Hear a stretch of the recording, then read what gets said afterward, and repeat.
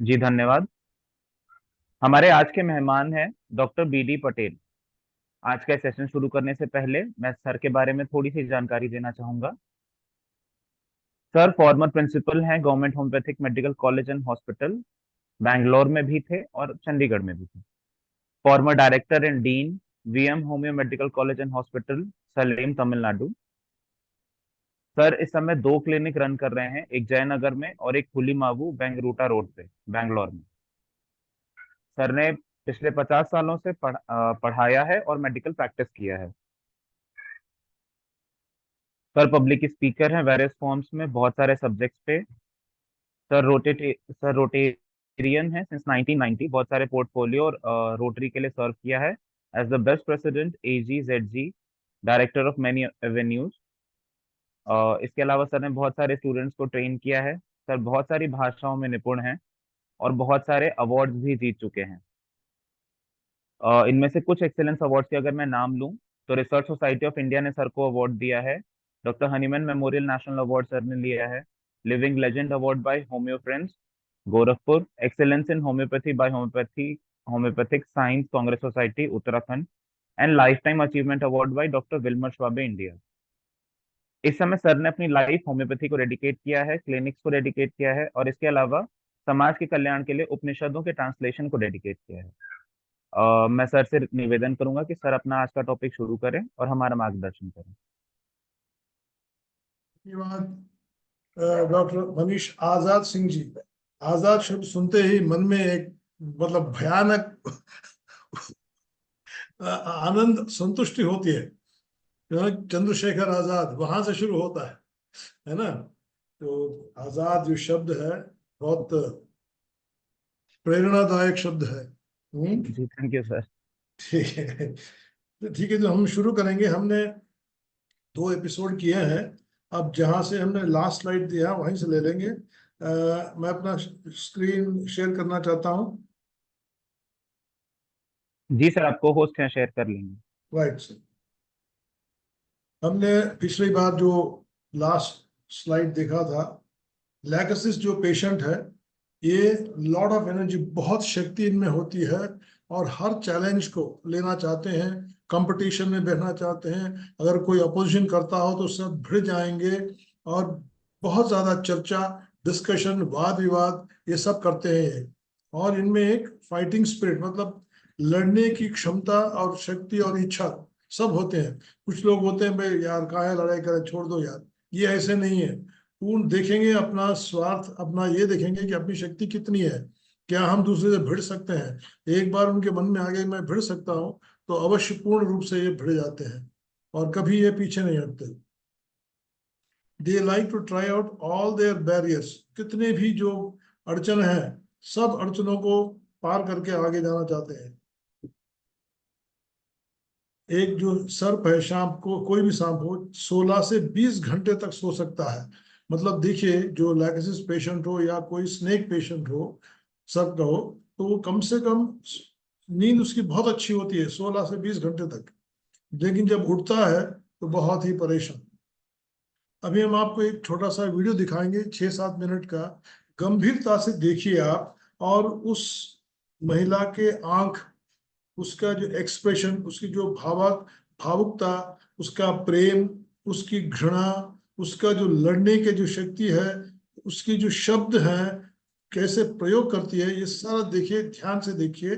आपको लैकोसिस का पूर्ण रूप यहाँ दिखाई देगा।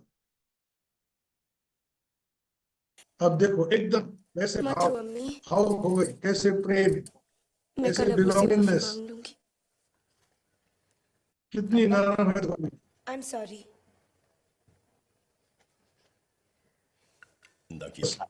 ध्यान भंग कर सुबेदा। उनकी आंखें देखिए आप, बहुत ही कैसे खूबसूरत नाम हाउ है। They are express. इसका मतलब है जरूर इतना ही आंखें सब हसीन होगा। बोलती हैं। मेरी फूफी का नाम था और वो देखो बिल्कुल हसीन कैसे नहीं काट थी। दिया। अच्छा। मैं ठीक लग रही हूँ ना आंटी रोज? You look. मेरा बच्चा, मेरी अपनी जान से प्यारा बच्चा। ममता सब कुछ है। आपके भी आपको छोड़ के चले गए।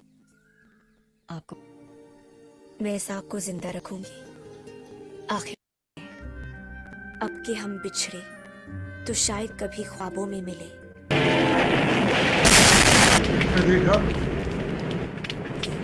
ये है टिपिकल लैकसिस पेशेंट का कंप्लीट, एक पूर्ण रूप से उनके व्यवहार, हर एक स्थिति में कैसे लैकसिस पेशेंट अपने आप को बर्ताव कर सकती है, व्यवहार कर सकती है, कैसे बोल सकती है, कैसे घृणा कर सकती है, सब कुछ आपने इसमें देखा। ये फिल्म है जुबैदा, एक आप लोगों को देखना चाहिए अगर लैक्सिस को समझना है तो। कई सीन्स मैंने काट दिए हैं क्योंकि समय के अभाव से, आप उसको देखिए। मतलब हर समय डर और सस्पिशन, शंका।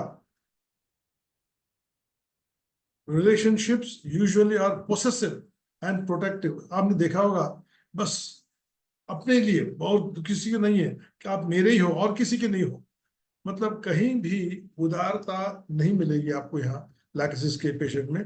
और प्रोटेक्टिव, हर जगह अपने आप को बचाना, दूसरों को बचाना और अपना स्वार्थ निभाना, ये उसमें बहुत बड़ी बात है। Emotional outburst, often jealousy where she kills herself and husband. मतलब ईर्ष्या इतनी होती है कि दूसरी पत्नी के साथ जाने की बिल्कुल अनुमति नहीं है उसको, कहती तुम मेरे साथ चलो, और अंत में उसके हट, उसके जिद से दोनों मर जाते हैं। वहां तक भी लैक्सिस पेशेंट जा सकता है, ये मैंने बताने की चेष्टा की है। Speech is very much the way, आपने देखा होगा कैसे वो बात करती है, कैसे एकदम जो मन में आया बोल देगी, टिप्पणी कर देगी, उस पर मजाक भी कर देगी, सब कुछ। Passionate fascinating speakers who can stumble over their own word, मतलब कुछ भी बोल सकते हैं लेकिन भावुक और अपनापन बहुत दिखाएगी। They like power and social position at the top, हर समय इंपॉर्टेंस होना चाहिए, मुझे आगे बिठाओ। कुछ कहते हैं ना कोई कोई लोग, जो राजनेता को क्या चाहिए, मंच, माइक और माला, ये तीनों चाहिए हर समय।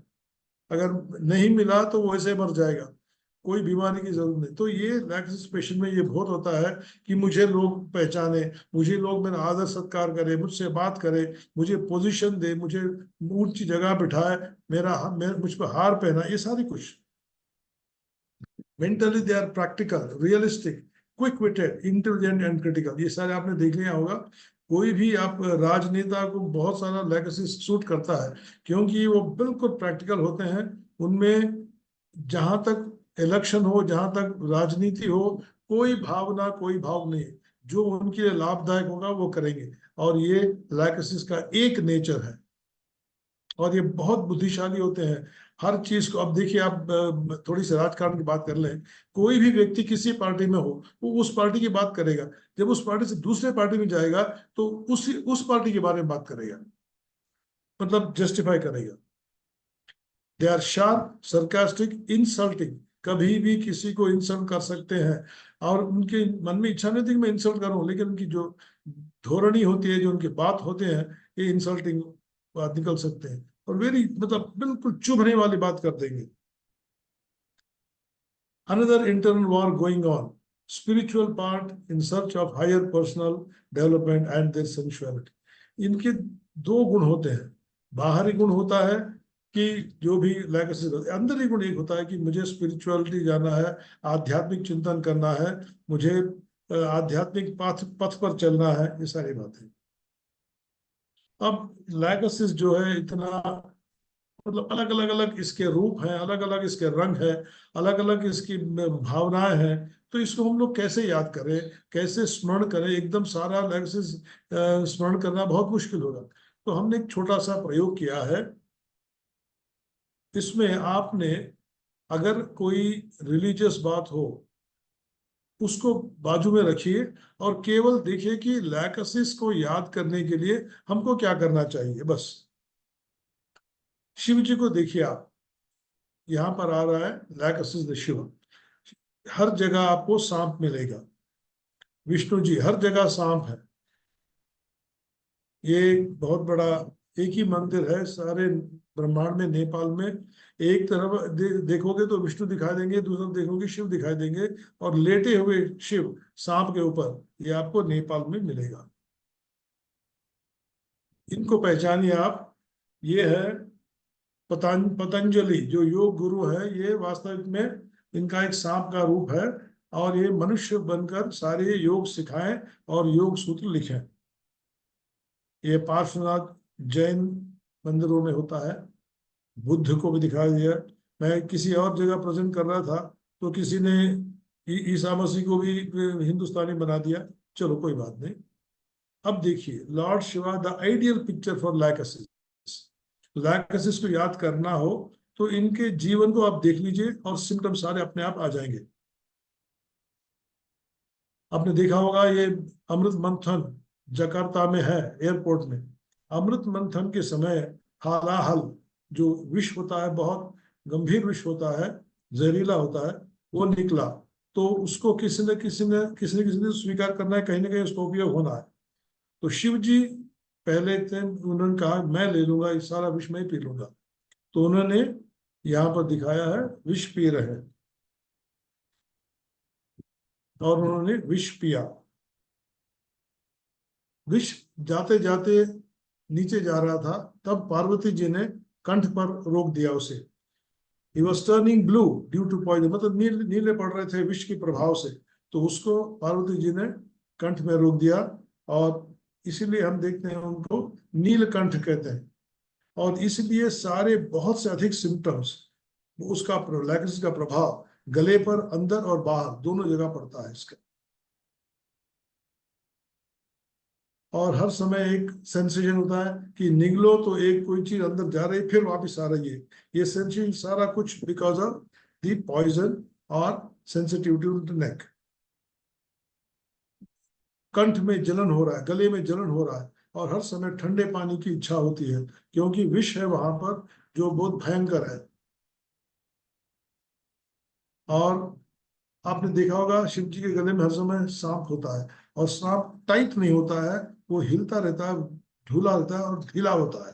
क्योंकि इसीलिए कोई भी लाइकोसिस वाला मतलब टिपिकल लाइकोसिस पेशेंट गले के आसपास कोई भी मतलब चुन्नी उन्नी, कोई टाई वाई नहीं बांध सकता। अब कृष्ण को ले लीजिए। कृष्ण जब पैदा हुए थे बहुत ही गोरे थे, बहुत ही गोरे। लेकिन जब उनका जन्म होते ही उनको द्वारका ले जाना पड़ा, तो उस समय एक सांप उनकी रक्षा कर रहा था वर्षा में, उससे घूम गया, और उन्होंने कालियामर्दन किया।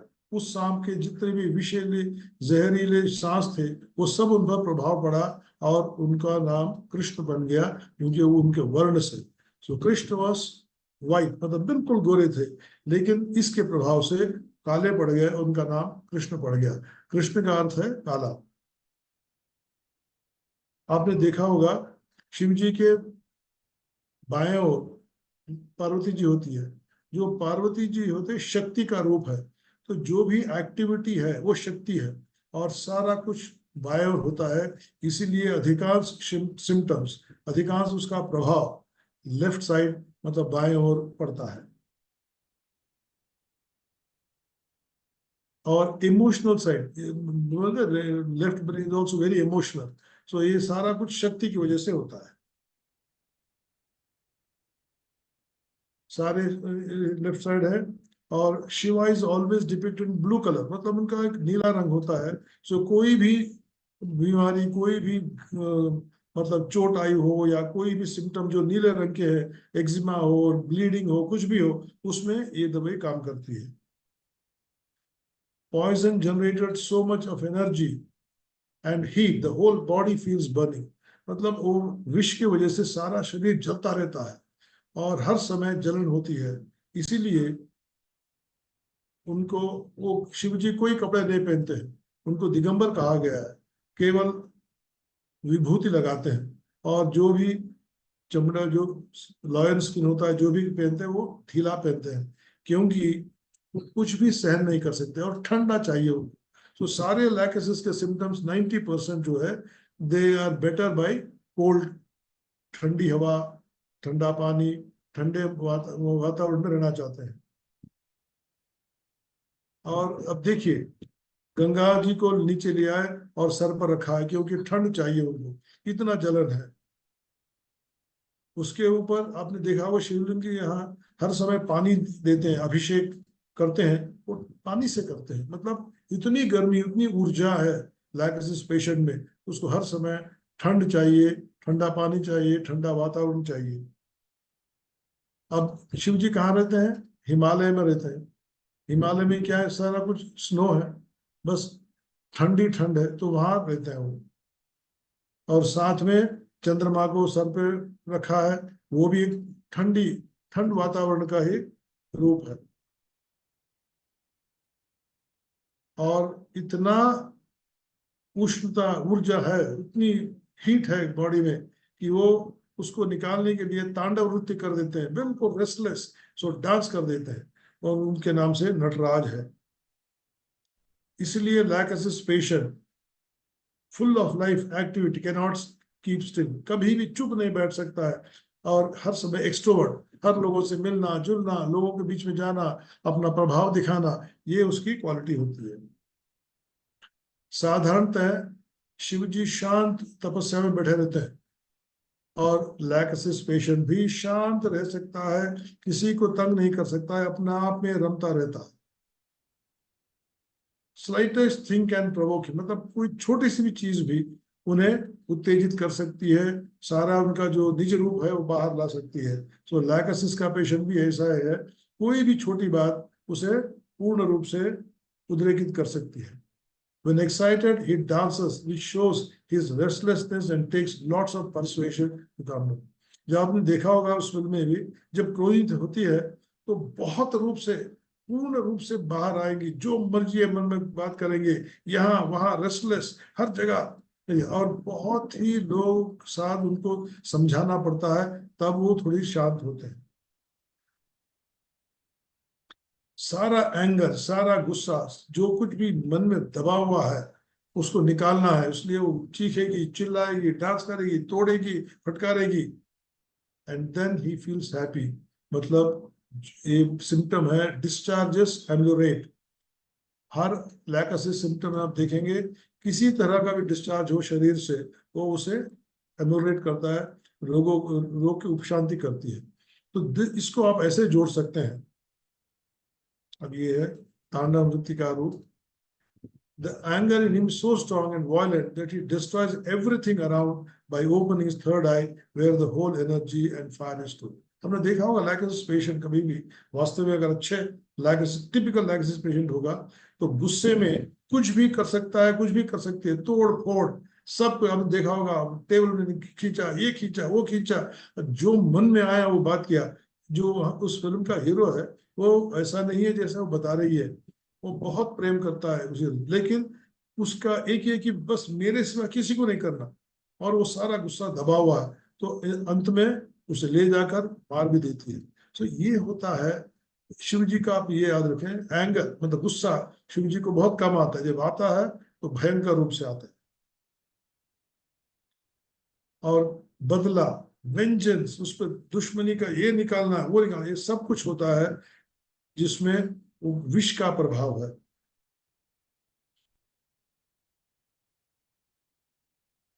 इसीलिए जो लाइकोसिस मयाज्म है, तीनों मयाज्म पर काम करता है, लेकिन अधिक से अधिक सिफिलिटिक जो डिस्ट्रक्टिव मयाज्म है उस पर अधिक काम करता है। इसलिए आपने देखा होगा, all the destruction, necrosis, discharges, black, offensive, membranous, dysmenorrhoea, all are syphilitic symptom. मतलब मानसिक, जो मानसिक रूप से भी है, क्रोध है, बीमारियां ले लो तो डिस्पेनोरिया, नेक्रोसिस, ब्लू हो जाएगा, कोई एक्जिमा पैच भी ब्लू दिखाई देगा, कोई चोट आई जल्दी हील नहीं होगा, ये सारी बातें सिफिलिटिक माइज्म को दिखाती हैं। द होल आध्यात्म रिवॉल्व्स अराउंड द शिवा। तो जो भी आध्यात्मिक चिंतन लोग करते हैं वो शिव जी के अधिक, शिव जी को पालन करते हैं। Lachesis patient can become great saints. Lachesis व्यक्ति जो है बहुत बड़ा आध्यात्मिक चिंतन, साधु सन्यासी बन सकता है। टू विल्स, या तो वो बहुत बड़ा साधु बन जाएगा या बहुत बड़ा टेररिस्ट बन जाएगा। तो रिलीजियस मैन है, भगवान के नाम पे या रिलीजन के नाम पे वो किसी को मार भी सकता है, वो सोचेगा नहीं ये भला है बहुत बुरा है, बस रिलीजियस मैनिया है, मतलब ये एक रिलीजियस पागलपन है। अब देखो अगर लैक्सिस बच्चा कैमोमिल का तरह चिल्लाएगा, बहुत जोर से रोएगा, बहुत सब तोड़ देगा, ये करेगा वो करेगा, हम लोग कैमोमिला को याद करते हैं, कैमोमिला लैक्सिस में डिफरेंशिएट करना होता है। अभी हम कुछ केसेस लेंगे जो हमारे पूर्वज बहुत बड़े बड़े डॉक्टर्स ने ठीक किया, उसको थोड़ा आप ध्यान दीजिए। A woman 53 years called in January when she was scarcely able to go outdoors, suffering with sore throat, गले में खराश थी 6 सप्ताह से, और उसने अंग्रेजी ट्रीटमेंट लेती रही। जनवरी 20 उसको फ्लू हुआ था 6 सप्ताह पहले, गले में बिल्कुल सोरनेस, बेटर एंड वर्स, कभी ठीक कभी बढ़ गया। Began on left and extend to right, मतलब बाएं ओर से शुरू होकर दाएं ओर की तरफ वो फैल गया। अग्रवेटेड बाय स्वेलोइंग सॉलिड्स, ये उसका अलग सिम्टम, ऑपोजिट सिम्टम है। और बेटर बाय वार्म लिक्विड्स, ये भी दोनों लैक्सिस के लिए सूट नहीं करते, लेकिन ये सिम्टम था। एक्सटर्नली स्वोलन, एक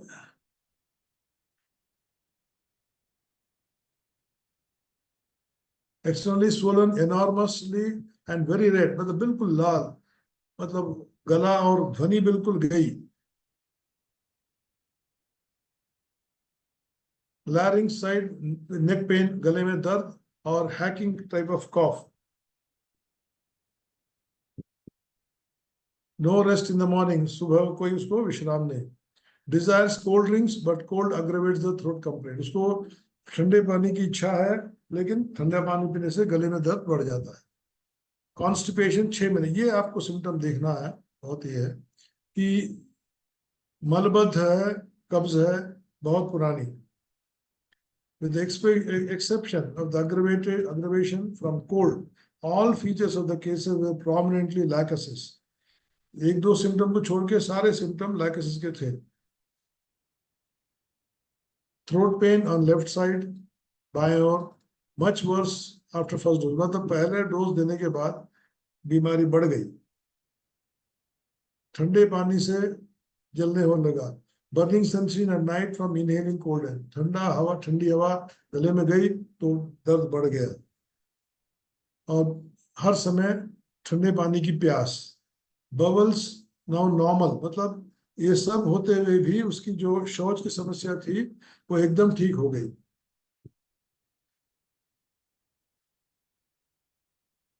मतलब वो रात में नींद नहीं आ रही उसको, 10 बजे 11 बजे घंटियां सुन रही थी। सर में पल्सेटिंग दर्द, headache, cracking sensation at the base of skull, turning head, मतलब गला हिलाने से यहाँ दर्द हो रहा था। फिर कुछ दवाई नहीं दी गई, सैक्लाइन प्लेसिबो दिया गया। सारे सिम्टम गले के 1 सप्ताह में समाप्त हो गए। The favorable action of the remedy was evidence in the aggravation occurring on the first day and the improvement in rectal evacuation. The wisdom of continuing the same remedy was quite clear when the disorder of 6 weeks duration was entirely eradicated. Now, इस case में हमको ये सीख मिलता है कि हमने दवाई दी, 1 दिन 2 दिन 3 दिन वेट करने में बढ़ गया घट गया, तो एकदम हम दवाई बदल देते हैं। पेशेंट के अंदर डॉक्टर साहब कोई फर्क नहीं पड़ा, 2 दिन हो गए, तो हम लोग दवाई बदल देते हैं। ये कृपया ये ना करें। अगर आपने सोचा कि आपकी दवाई सिलेक्शन बिल्कुल ठीक है, तो उसे कुछ समय दीजिए काम करने के लिए। वो हो सकता है वो अपना एक्शन कर रहा हो, और उसमें अगर हस्तक्षेप करें तो वो बीमारी हम कभी भी ठीक नहीं कर सकते। तो थोड़ा सा पेशेंस होना चाहिए। पेशेंट के पास पेशेंस नहीं होता, लेकिन हमारे पास पेशेंस होना चाहिए दवाई का पूरा लाभ उठाने के लिए। अब देखिए 6 सप्ताह से उसे कॉन्स्टिपेशन था, 1 सप्ताह में ठीक हो गया, और साथ में गले के सारे सिम्टम्स निकल गए, जस्ट बिकॉज ऑफ पेशेंस। मतलब डॉक्टर ने पेशेंस रखा, और दवाई उसकी सिलेक्शन अपने अपने जो भी अपना जो विचार विमर्श है, अगर ये दवाई ठीक है तो इसे काम करने देना चाहिए। तो इसने पूर्ण रूप से उसका लाभ उठाया, और देखिए 6 सप्ताह के बाद क्या हुआ। दूसरा case, young man having studied too much hard become mentally diseased. बहुत अधिक पढ़ने से मेंटली आदमी तो डिस्टर्ब। वहां लगते 1.5-2 लाख रुपया, ज्यादा ही हाँ जी, लगते। हाँ जी। कमा वही होता। कोई, आ रहे हैं। अच्छा ठीक है, कोई और है? जरा म्यूट कर दीजिए उनको। जी सर, कर दिया। हाँ, अब ये ऐसा होता है कि आजकल मतलब अभी देखिए पढ़ाई अधिक।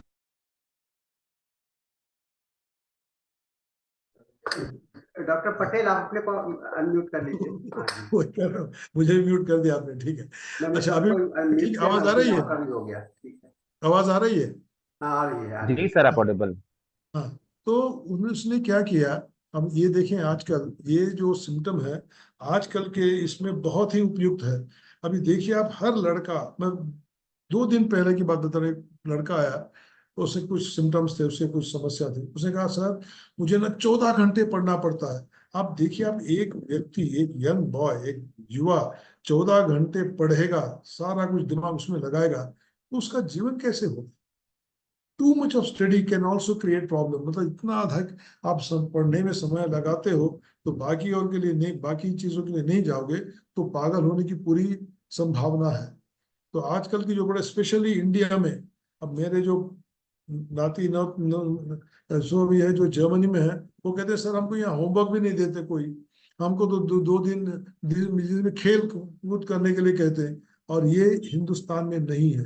हिंदुस्तान के स्कूलों में अब खेल कूद बंद हो गया, केवल पढ़ाई पढ़ाई पढ़ाई, पढ़ाई के बाद ट्यूशन, पढ़ाई के बाद फिर कोई और कोचिंग क्लास। इस पे ध्यान रखें, आजकल लैकेसिस बहुत इंडिकेट होगा अपने देश में। External talkativeness contrary to usual habits.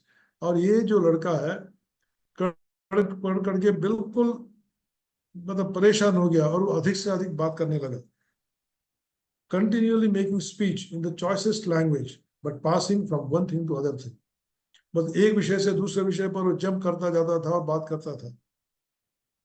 Talking about the most heterogeneous thing, मतलब एक से एक संबंध ही नहीं है, विविध विषयों पर वो बात करने लग गया।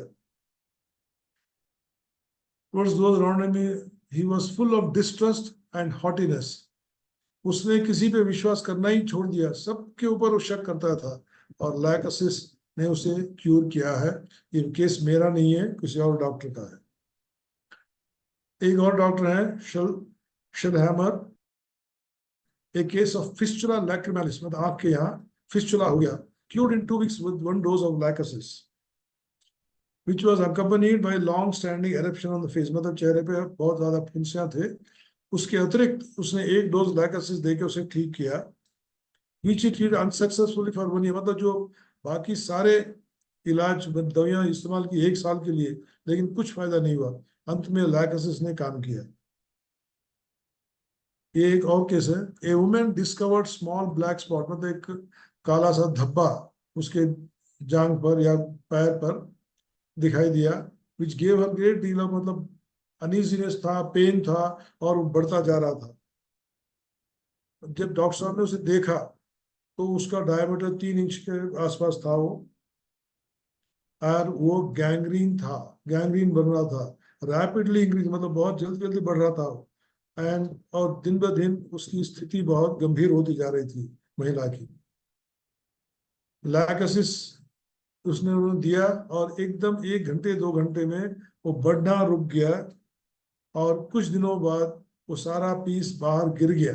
और ये डॉक्टर नर का केस है।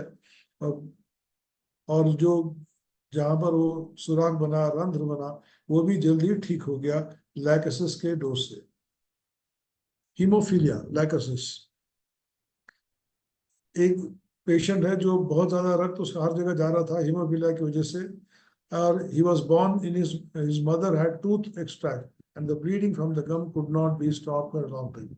उसके माता जी का जब दांत निकाला गया तो बहुत ब्लीडिंग हो रही थी, शायद उसी का प्रभाव इस बच्चे पर भी पड़ा। एवरी इसका थोड़ा भी कहीं खरोंच लग जाए, कुछ हो जाए, बस वहां ब्लीडिंग होता था। स्मॉल पॉक्स 1 साल आयु में हुआ उसको। 12 साल के वो आयु में कहीं कट गया पूरा, और हेमोरेज जा रहा था, मतलब ब्लीडिंग हो रही थी वहां पर, और उसको बंद करने के लिए सूचर कराया गया। लेकिन जहां जहां सूचर किया गया, मतलब जो जो रंध्र गया वहां से ब्लीडिंग होने लगा, फिर अपने आप कुछ समय बाद रुक गया। हॉस्पिटल में 5 हफ्ते रहा, उसके बाद वो ठीक हुआ। फ्रैक्चर हुआ दाएं थाई में, और उसका जो यूनियन, डिलेड यूनियन था, वो भी बहुत लंबे समय तक वो ठीक नहीं हुआ, उसके बाद ठीक हुआ। एवरी स्लाइड ब्रूइज फॉलोड एक्सटेंसिव एक्यूमोसिस, जहां भी थोड़ा सा भी कुछ खरोंच लग जाती तो बहुत दिनों तक वहां पर ब्लड क्लॉट होता था। और नाक से भी खून निकलता था। रोमैटिज्म 2 years since the development of which bleeding have not been so troublesome. जैसे रोमैटिज्म हो गया, ब्लीडिंग में थोड़ी कमी आई। Just before coming here, he has been in bed for 2 months suffering from inflammation of bowels and hemorrhage till he was bled out. मतलब उसके पेट में, आंतड़ी में समस्या थी और खून जाता था। जून 2, 1896, प्रेजेंट सिम्टम्स रोमैटिक पेन जोड़ों में, घुटनों में और हाथों में, स्वेलिंग ऑफ द नीज, घुटने बिल्कुल सूज गए, ब्लीडिंग हो रही है, ब्लीडिंग फ्रॉम गम्स, दांत से दांतों से बहुत ब्लीडिंग हो रहा था। स्मॉल वुंड्स ब्लीड मच, छोटी भी कोई चोट लग जाती तो ब्लीडिंग बहुत होती। Small bruise makes him black and blue, great thirst for water, मतलब बहुत अधिक प्यास लगती थी, कितना भी पानी पिए उसकी प्यास नहीं बुझती थी। लैकसिस 41 mg दिया गया, एक डोज। June 29, felt first rate until July second dose. Rheumatism return, मतलब रोमैटिज्म वापस आ गया अपने कोनी में, और फिर लैकसिस 41 mg दिया गया। Improving constantly, stiffness knees and elbows, घुटने में और कोनी में स्टिफनेस शुरू हो गया। फिर लैकसिस 41 mg दिया गया। आप सोच रहे होंगे 41 mg क्या होता है? उस समय हर पोटेंसी हर जगह से मिलती थी। आजकल जैसा 10 mg 50 mg cm ऐसा नहीं था, जो पोटेंसी चाहिए वो पोटेंसी मिलती थी। जो जनवरी 30, 97 में स्टिफनेस रिटर्निंग, मतलब जकड़न वापिस आने लगा। लैकसिस CM एक डोज दिया गया। सितंबर 6, नो सिम्टम्स। अक्टूबर 5 को थोड़ा सा रोमैटिक स्वेलिंग बढ़ने लगा, लेकिन वो कुछ देर के लिए, अधिक देर के लिए नहीं रहा। लैकसिस CM एक और डोज दिया गया। दिसंबर 15 दोबारा ब्लीडिंग हो गया, लैकसिस CM एक और डोज रिपीट किया गया। मार्च 98 में ब्लीडिंग अगेन, रोमैटिक सिम्टम्स जो रोमैटिक सिम्टम्स वापस आने लगे और कोनी बिल्कुल सख्त होने लगी। लैकसिस MM डोज दिया गया। जुलाई 16, only stiffness in left elbow, सारे ठीक हो गए, थोड़ा सा जकड़न कोनी में रह गया। अब ये एक टेस्ट किया गया, कुछ लोगों ने एक्सपेरिमेंट किया कि एसेंशियल हाइपरटेंसिव पेशेंट्स होते हैं, मतलब जिनमें आप सारे टेस्ट करा लो सब नॉर्मल है, केवल ब्लड प्रेशर बढ़ा हुआ है, लेकिन उसमें ना चक्कर है, ना उसे कुछ सर में दर्द है, ना कुछ भी नहीं होता, कोई सिम्टम नहीं है, तो इसको एक ग्रुप में डाल देते हैं, एसेंशियल हाइपरटेंशन ग्रुप में डाल देते हैं इसको।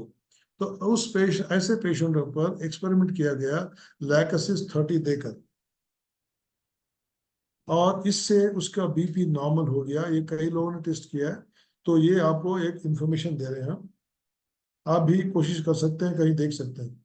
लैकसिस good choice as a specific remedy for regulating blood pressure in essential hypertensive patient. ये मेरे ओर से ये जो रिसर्च किया हुआ है उसका परिणाम है, और ये हम आपको बता रहे हैं। एक केस है DVT का, डीप वेन थ्रोम्बोसिस का केस है। हमारे बख्शी साहब हैं एक बंगाल में, तो उनका केस है, आप ये देख लीजिए 2015 में, मतलब 9 साल पहले का केस है। Erythematous skin on left foot, बाएं पैर पे, एंकल पे, वहां पर एरिथेमा हो गया, वो बहुत बिल्कुल थ्रॉबिंग था, ताप था, ज्वर था, फीवर था, इंग्वाइनल लिम्फ नोड्स सूजे हुए थे। बेलोडोना 6 उन्होंने 6 डोज दिए एट इंटरवल ऑफ 4 आवर्स, 4 घंटे के बीच में। 10/8 को पायरोजन 200C का वो 1 डोज दिया, एडवाइस डॉपलर टेस्ट कराने के लिए, ताकि डीवीटी हो या नहीं हो देखने के लिए। 11/8 को inguinal lymph nodes have subsided, जो लोग इंग्वाइनल लिम्फ नोड सूज गए थे वो थोड़े कम हो गए। फीवर सबसाइडेड, फीवर भी कम हो गया। Calf muscle oedema decrease, burning stinging pain in effect, मतलब अभी जलन और दर्द था जिस पर, मतलब बाएं पैर में। एपिस मेलिफिका 200C दिया, 12 घंटे के इंटरवल में 2 डोज। 12/8 को डीप वेन थ्रोम्बोसिस रिपोर्ट आ गया। स्टिंगिंग पेन मतलब चुभन वाली दर्द हो रही थी। Almost lymph inguinal lymph nodes no more problem, मतलब जो सूजा हुआ लिम्फ नोड था वो बिल्कुल गायब हो गया। 15/8 को बहुत अधिक थ्रॉबिंग पेन था, जलन था, और पैर को थोड़ा ऊपर उठाने से थोड़ा आराम आता था। तो वाइप्रा 200, ये वाइप्रा भी एक सांप है। 18/8 को burning market aggravation of night, रात में बहुत बढ़ गया। रेस्टलेसनेस, मच साइकोलॉजिकल रेस्टलेसनेस, मतलब मानसिक रूप से बहुत ही अस्थिर था। Relief of burning pain with applying cold water, थोड़े ठंडे पानी के ये देने से वो ठीक होता था। लैकेसिस 200 एक डोज दिया गया। 21/8 को बर्निंग सेंसेशन बिल्कुल गया। टेंडरनेस जो था काफ में वो सब बंद हो गया और मन शांत हो गया। 26/8 को पैर बिल्कुल ठीक ठाक हो गया। डॉपलर स्टडी दोबारा 9/9 को किया गया था, एक महीने के अंतर में, बिल्कुल नॉर्मल आया, कोई दवाई नहीं दी गई। अब आप देखिए बख्शी साहब ने जो केस किया, अब 1 महीने में डीवीटी पूरा डिसॉल्व हो गया, ये हम नहीं जानते, लेकिन उन्होंने प्रेजेंट किया है तो हुआ होगा। तो ये केसेस सारे हमने प्रेजेंट किए। तो हमारे पास समय 10 मिनट का है। कोई कुछ प्रश्न पूछना चाहते हैं किसी विषय से तो कृपया पूछिए, वरना यह हमारा फ़ोन नंबर है, यह हमारा ईमेल आईडी है। बस इसके साथ हम आज का जो ये है समाप्त करना चाहते हैं। कोई प्रश्न हो तो पूछ लें, हम हमारा जो प्रेजेंटेशन बिल्कुल सब।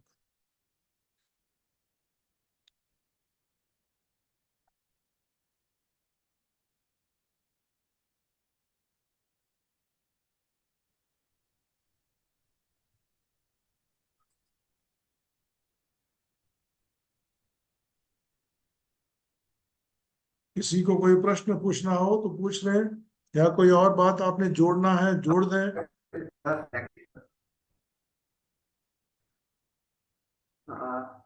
लैकेसिस सर, एक जो मैं देख रहा हूँ अभी जो रिपोर्ट्स आ रहे हैं, ये जो सुरुकु स्नेक्स है, ये सर इंस्टिंक्ट हो मृदुल चुका जी, है, आपकी मतलब कि आवाज दुनिया कट से कट के आ समाप्त रही हो है चुका हमारे पास।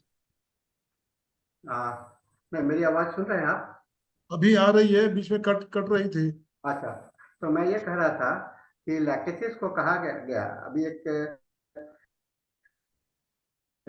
लोगों ने खोज किया तो बोला कि लैकेसिस जो स्नेक्स है अब अवेलेबल नहीं है, हाँ वो इंस्टिंक्ट हो चुके हैं।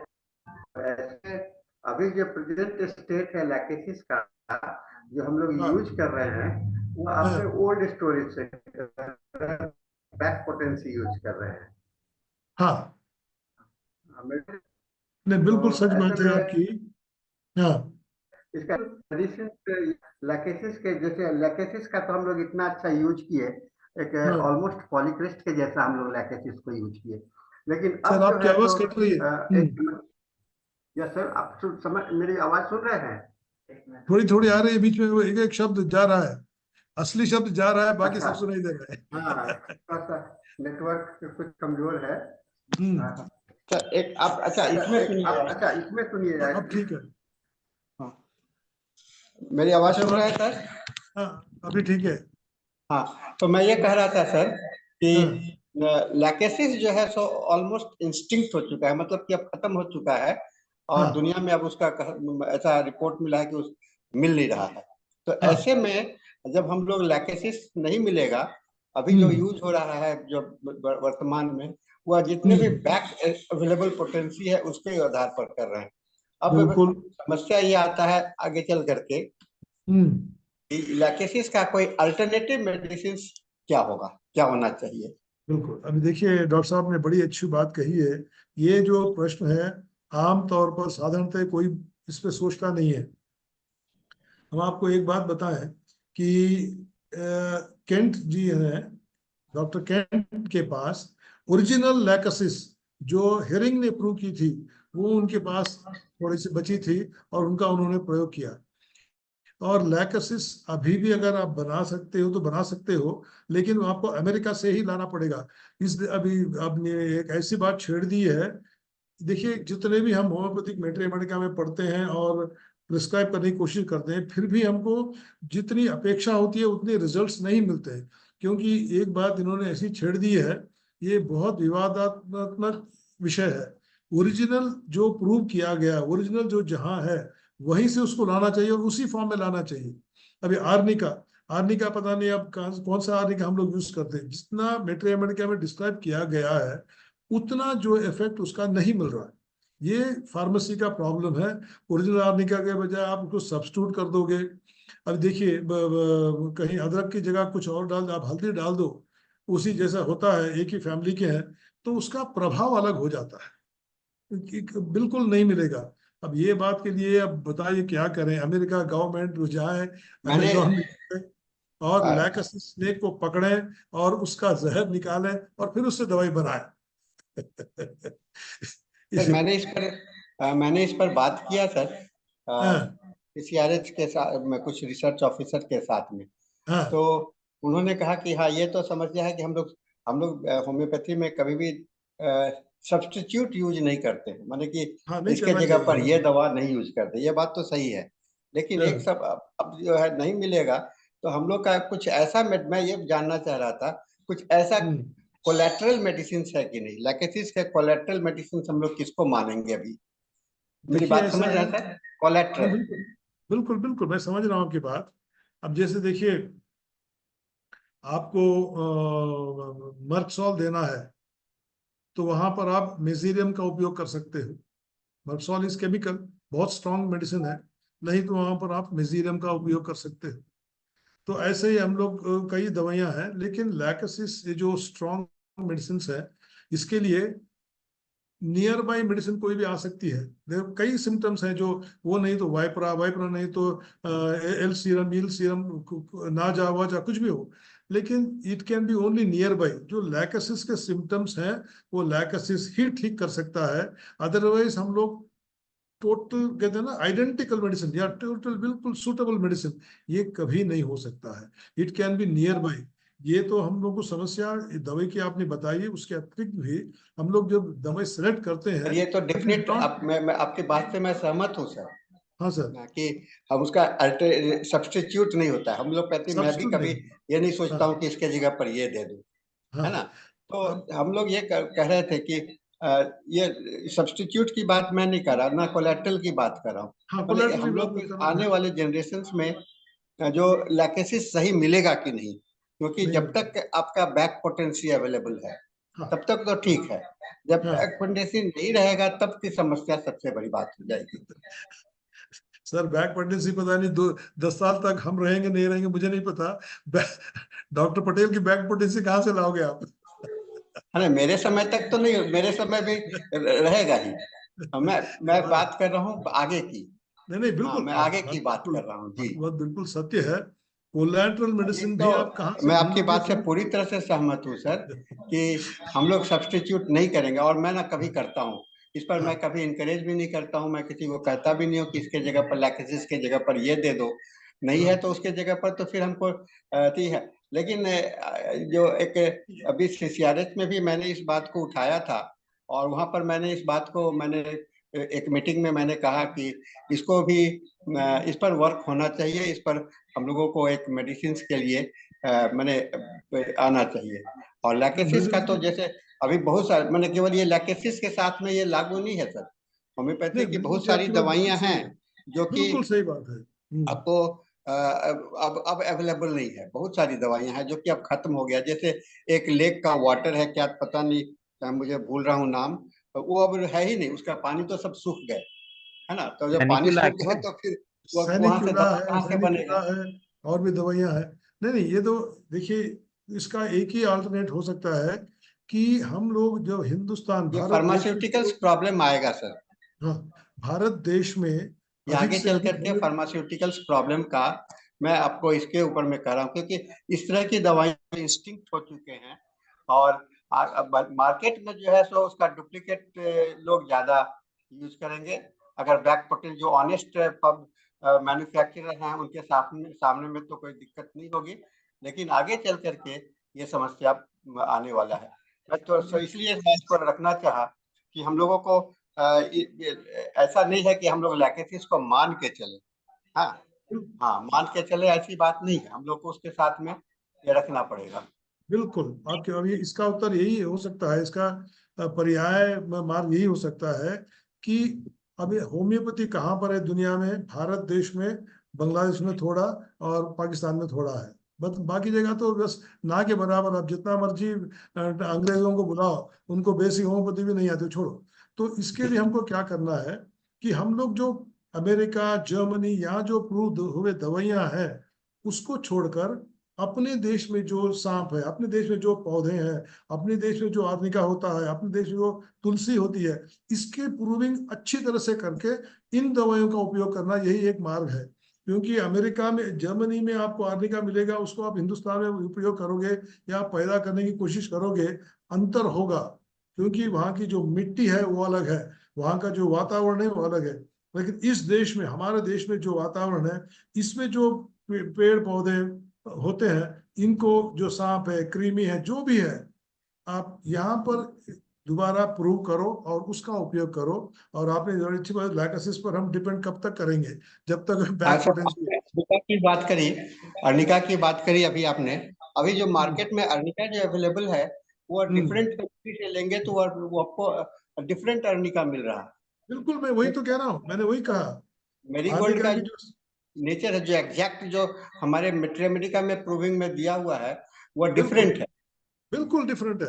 वो एक ही नहीं, आप बोरिक के दवाइयां ले लें, अब ले लें, तो जो हम लोगों को मिल रहा है अभी वो दवाई वास्तविक नहीं है। जो हिंदुस्तान की उत्पत्ति है वो यहाँ मिल जाएगी कहीं ना कहीं से, लेकिन हम बाहर की जो चीजें उसको इंडिया में ग्रो करेंगे, इंडिया में पैदा करेंगे, तो उसका वातावरण, मिट्टी शिट्टी सब अलग अलग है, और उसके वही गुण नहीं आएंगे। हम आपको छोटी सी बात बता रहे हैं, कलकेरिया कार्ब, जो, या कल के आपने हेपरसल्फ को ले लो आप। हेपरसल्फ इतनी बहुत बढ़िया दवाई है, हर जगह उपयोग होता है, लेकिन हेपरसल्फ वही काम करेगा जो हैनिमन ने बनाया था। हैनिमन ने जो बनाया था उसी रीति से बनाना चाहिए हेपरसल्फ को, तभी उसके सारे गुण आएंगे। अब हेपरसल्फ का जो केमिकल कॉम्बिनेशन है, कलकेरिया सल्फ, वो कहाँ है और हेपरसल्फ कहाँ है? देखो, कलकेरा सल्फ का उपयोग केवल बायोकेमिकल में करते हैं, कुछ लोग होम्योपैथी करते हैं, बहुत कम। लेकिन हेपरसल्फ जितने ये पॉलीक्रस्ट रेमेडी की तरह करते हैं, वो हम कलकेरिया सल्फ को नहीं करते। तो ये हर जगह, हर दवाई पर ही आएगी। आपने बड़ी अच्छी बात उठाई डॉक्टर मृदुल जी, लेकिन ये एक रिसर्च विषय पर है, इस पर मैं अधिक टिप्पणी नहीं कर सकता। ये it's taken over by the CCRH seriously. Local medications पर हम लोगों को कंसंट्रेट करना चाहिए और बिल्कुल प्रूविंग के बिल्कुल ऊपर में ध्यान देना चाहिए। बिल्कुल। और ये ठीक है, करें तो कि हम जो लोग का हमारे देश में जो दवाइयां हैं, तो जंतु टाइम है, के उस में पर हम लोग प्रूव को करें। कर रहे हैं, और ठीक है मनोज सर। जी कह रहे हैं कि टाइम हो गया है। हाँ, तो हम लोग, डॉक्टर मनीष जी, आप वोट ऑफ थैंक्स प्रेजेंट करें। जी सर। थैंक यू सर, आज का सेशन बहुत फ्रूटफुल था, काफी कुछ सीखने को मिला। लेकेसिस पे हम लोग का बेसिक नॉलेज काफी इन्हांस हुआ, और 3 सेशन के इस माध्यम से लेकेसिस के बारे में जो हमारा नॉलेज था वो काफी बढ़ा, और काफी कुछ सीखने को मिला हमें। Thank you sir. इसी तरीके से आप हमारे हिंदी सेशन में और इंग्लिश सेशन में भी आते रहिए, और हमारा ज्ञान इसी तरीके से बढ़ाते रहिए। धन्यवाद Manish ji. Thank thank you you. Sir. And Dr. Manoj, now you can take over the mic, and your speaker Thank has you, also joined. Thank you, Sahani sir, and all those participants in the Hindi session. Good morning, good afternoon, and good evening. Welcome to the 1283rd day of continuous and uninterrupted Zoom session of IFPH. Let us start today's program with a silent prayer for 1 minute.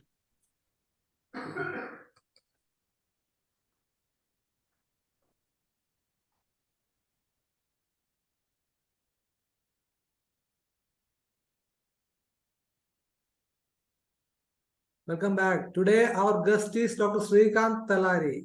He is practicing homeopathy since 15 years. Started a charitable OPD in Lonavala.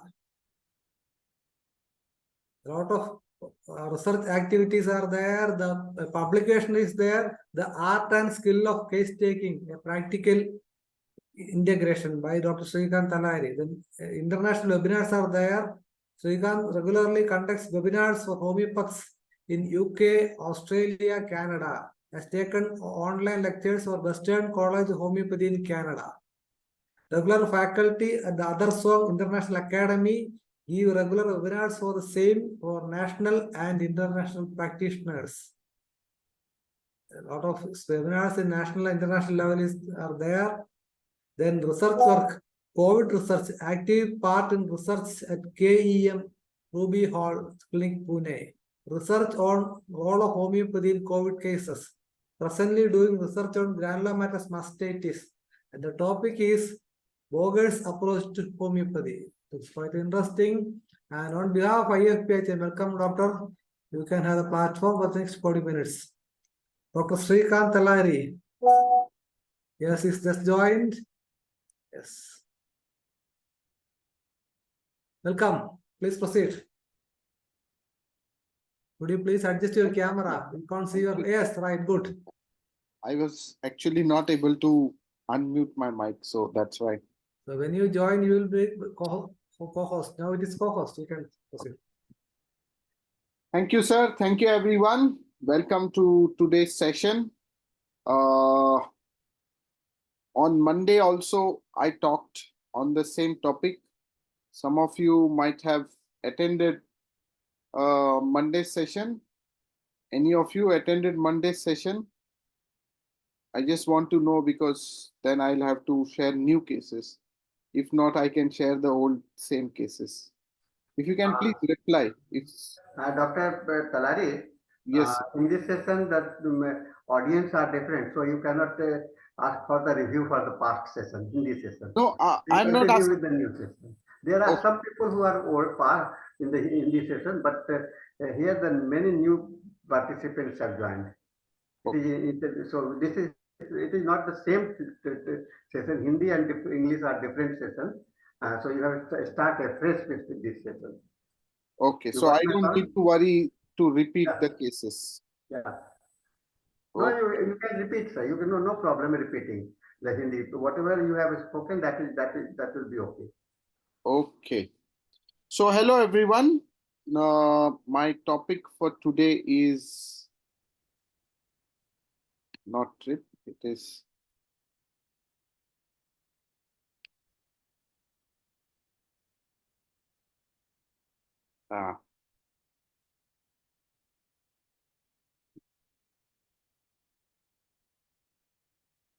so my topic for today, BORGES approach. Okay. So when we think of Boger or BORGES approach, no, what is important to know is that Boger was the first person who said that pathology is important in homeopathy. Because before Boger, the stalwart that we had was Dr. Kent. No, and Kent has made one statement where he said that, mind is more important than body, firstly. And he also said, he said, mind is more important than body. And he also said, if symptoms match the mental symptoms, then if a remedy matches the mental symptoms, then you can sort of ignore the pathology, or you can sort of ignore the physical symptoms and base your prescription on mind symptom, because mind is more deeper. Correct? Now, after this, what happens is most of us have this idea that we don't need to look at pathology. It does not matter if patient has diabetes, or if patient has hypertension, or if patient has cancer. What has to happen is there has to be only symptom similarity, and if there is symptom similarity in physical and mental symptoms, that is enough. That is how we generally felt, right? Now, what happened when Borges came?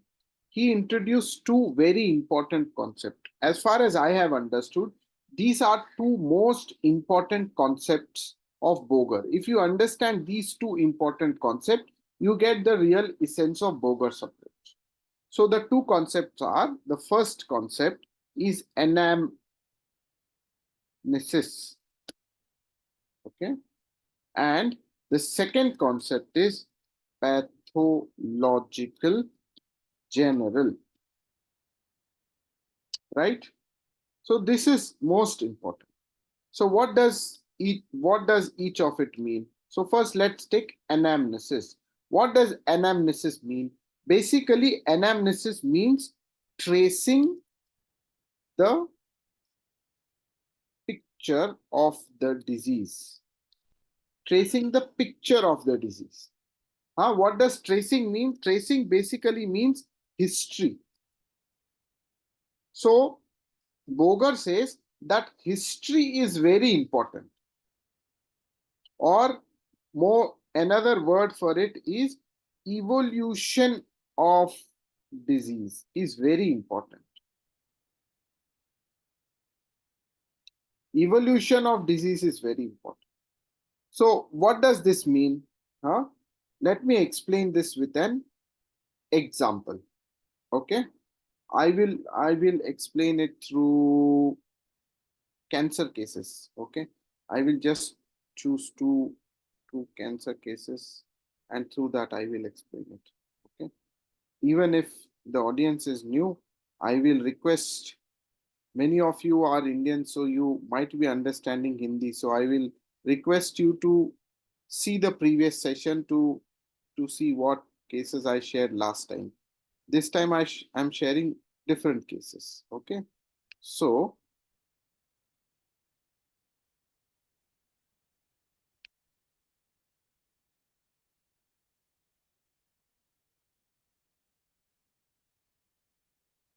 okay, so case number one.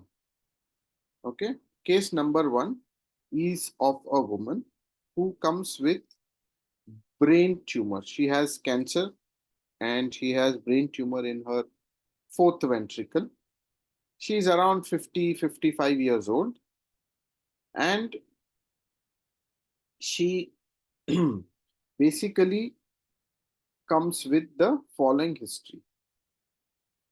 Okay, what I observe is, the first thing when I see the patient is that the patient is obese. Okay, patient is obese, and I actually went to visit the patient. I had to sort of house visit the patient because she was not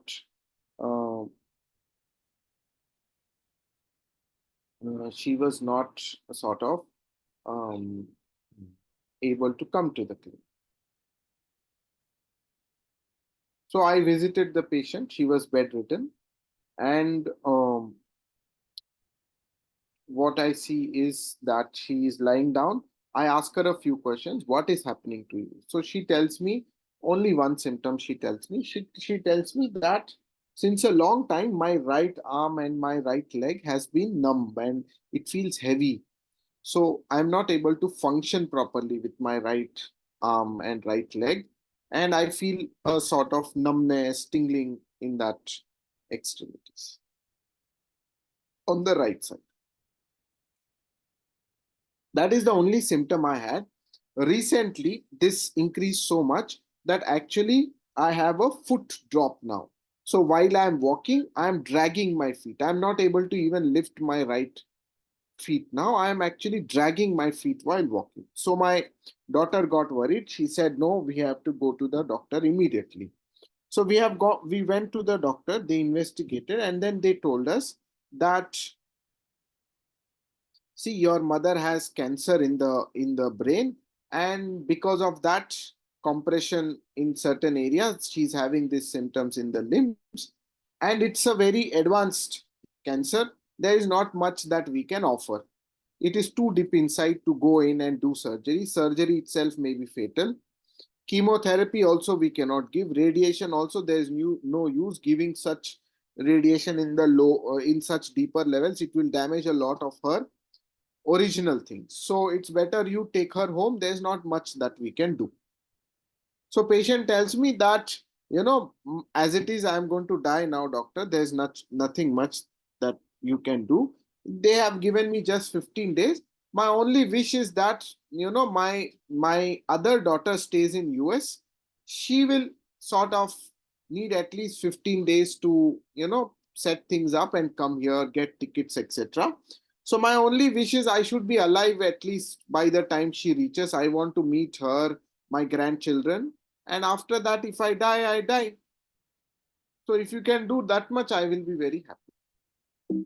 So after this, the patient sort of slept. So I asked the daughter, tell me what is the history of her. So she tells me that it was around 2, 3, 4 years ago that my mother started having complaints. She started complaining of hot flushes, heat in the palms and soles, anxiety, etc. So doctor said these are menopausal symptoms and they will pass away in few months. And actually it is at that time only that my mother also complained of this right arm heaviness and right leg heaviness. So this symptom did seem strange at that time. But our doctors, they investigated. They did CT scan, they did MRI, they did everything. And then they observed that all this is normal. There's nothing they found in the brain. So they said, this is nothing. This will pass away in few months. It seems to be part of the menopausal sort of history. So you don't worry. You just sort of wait and watch. As you enter menopause, all these symptoms will disappear. So we ignored. We didn't do anything for 3, 4 years. She kept complaining, I have heaviness, I have heaviness. We said, okay, mother, we have done everything, we have checked everything is normal.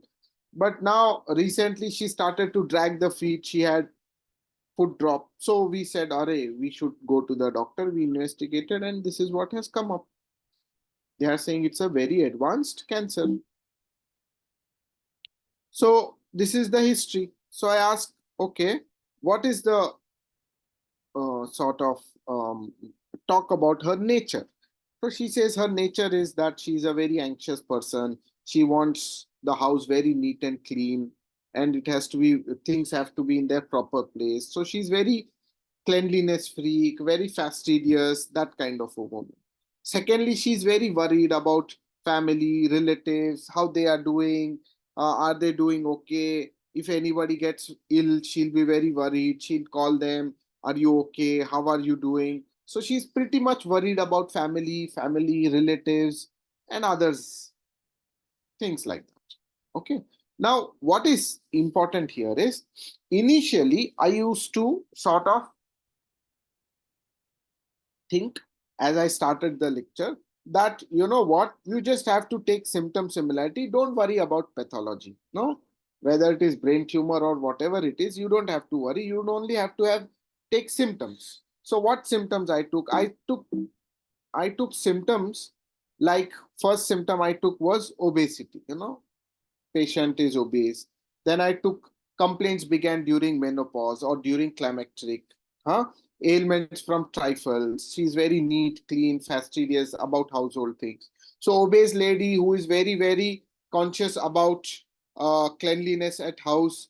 Based on this, I gave her the remedy graphitis. I felt it is a good remedy. I gave her graphitis and also this weakness, etc. So we say, no, what pulsatilla is for puberty, graphitis is for menopause. So based on that, an obese woman, very fastidious, clean, it seemed a good drug picture. Yes or no? Everybody, can you please reply? Am I clear till now? Hello. Please reply. Yes. Thank you. So then I thought graphitis is good remedy. So I give graphitis. And then after 1 week, this happens. Daughter calls me. She says, my mother is even more worse. She has lost her appetite. Last time you came, she was at least talking for 5-10 minutes. Now she's not waking up at all. She's not eating any food. She's not talking with anyone. She's always almost like unconscious state. With great difficulty, we have to wake her up. So it seems that she will pass away pretty soon now. So basically, patient was worse. So now what to do? I felt graphitis was a good remedy. It covered all the symptoms. Okay, that is when I thought maybe I should be thinking about pathology. I am been ignoring pathology. So I asked the patient that what is no, I didn't ask the patient. So I started looking for brain tumor remedies. I said, no, I have to treat the pathology. First pathology I have to treat, only then patient will feel better. Only then the constitutional remedy will act. That kind of thinking I started to get. So I thought, no, forget about all this. First, let me find a remedy which suits her brain tumor. So I started reading about brain tumors from Google, from clinical books. I started reading. So as I kept reading, I understood that, this sort of tumor, basically what happens in this tumor is that in brain tumors, there is inflammatory exudate. There is inflammations created, and because of that, there is swelling that is formed. And as the swelling increases, there is space occupying lesion, and this space occupying lesion will press on those surrounding areas, and those areas will have symptoms. So this gave me little bit hope. You know why? Because one of the idea that I was having is maybe this is too advanced a case and there is actually brain tissue that has grown. Whatever remedy I give, it's not going to reduce the brain tumor in 1 day, will it? If it's actual growth. But then when I came to know that it is actually an inflammatory swelling, then it gave me hope. Inflammatory swelling can reduce fast. Yes or no? So that's why I had hope that no, even though this looks an advanced case, because it's an inflammatory thing, inflammatory swellings can reduce quickly. So that gave me hope. This is not a solid tumor. This is an inflammatory swelling. So swelling can reduce. That gave me hope that I still have scope in this case. So then I started searching what are the common brain tumor remedies in our materia medica. I searched repertory, and then there was not much that I found in the repertory. Okay. So then in the repertory, I didn't find. So what I did, I put search words in the repertory and I said, show me all materia medica symptoms which have the word brain tumor in it. Okay. So I searched it. Okay. So long story short, I searched, and then you can see here, it shows 13,265 symptoms came up. All these are all the symptoms from all materia medicas which have the word brain tumor in them. Okay, all remedies, all materia medica. So if you click on first symptom, here it will show what is the remedy. Second symptom, it will show what is the remedy. Third symptom, it will show what's the remedy. So here at present, it is on the first symptom. Okay.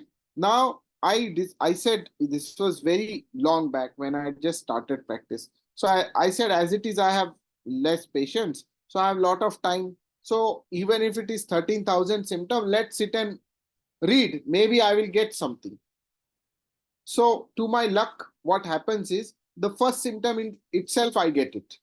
So you read this congestion, to single parts, eyes, nose, chest, abdomen, ovaries, arms, legs, or any organ of the body, marking the onset of tumors or malignant growths, especially at climacteric. This is exactly what happened in this case. That patient developed or started developing the cancer during climacteric. Yes or no? And what is interesting, what is the remedy here? Sulfur. Okay. Then you read the second symptom. Second symptom is also from the same remedy, that is sulfur. And both symptoms are actually given in Allen's keynotes. To facilitate or absorption of serous or inflammatory exudates in brain. Fantastic, no? Exactly what is happening in the pathology and exactly what is matching the history of the case. Are you getting this, everybody? The history tells me that the cancer began during climacteric. The history matches, the pathology matches. Yes or no? So I give sulfur, patient improves drastically. She gets up, she's like nothing has happened. She starts eating, she starts walking. Everybody's surprised. What happened to mother? She's walking as if there is no cancer. Everything is fine. She's eating normally, she's passing stools normally, she's walking about, everything normal. Her daughter comes from US. She comes with the plan that now I will go back after mother's funeral. But mother lives for 1 month. She says, okay, another 15 days mother will live. She lives for another 15 days. Then she thinks, okay, now mother will die. I will extend for another 15 days. But mother does not die.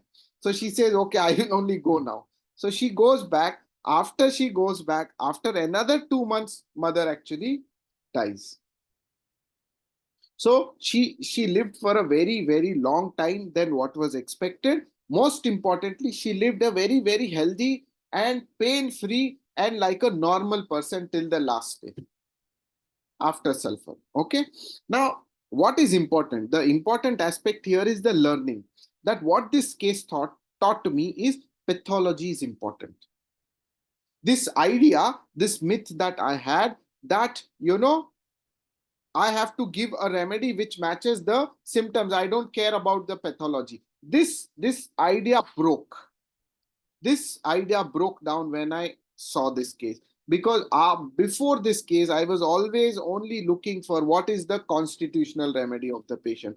Find the constitutional remedy, patient will get better. This was my approach. But after this case, my approach changed. My approach changed and I first started looking at or studying the pathology. Okay, so then what started crossing my mind is, then is the whole concept of constitutional remedy wrong? Maybe we should not practice like that. Why am I wasting my time looking at mental symptoms and all this? Does the remedy fit mental symptoms in any way? So I started studying sulfur to see if sulfur matched the mental symptoms also. Yes, are you all there with me? So then, to my surprise, I found out that sulfur actually matched the mental symptoms also. You see anxious disposition, she is apprehensive for others, anxious for others, much concerned about my state of health and feared least I might get really ill. Okay, apprehensive about future, what will happen in the future, what is going to happen to my relatives, what is going to happen to me, very anxious. Most importantly, what I thought is, this cannot be sulfur because patient was fastidious. No, and we know sulfur is what? Dirty. No, sulfur is dirty, sulfur is not fastidious, etc. To my surprise, what I did is I searched for, where is that rubric?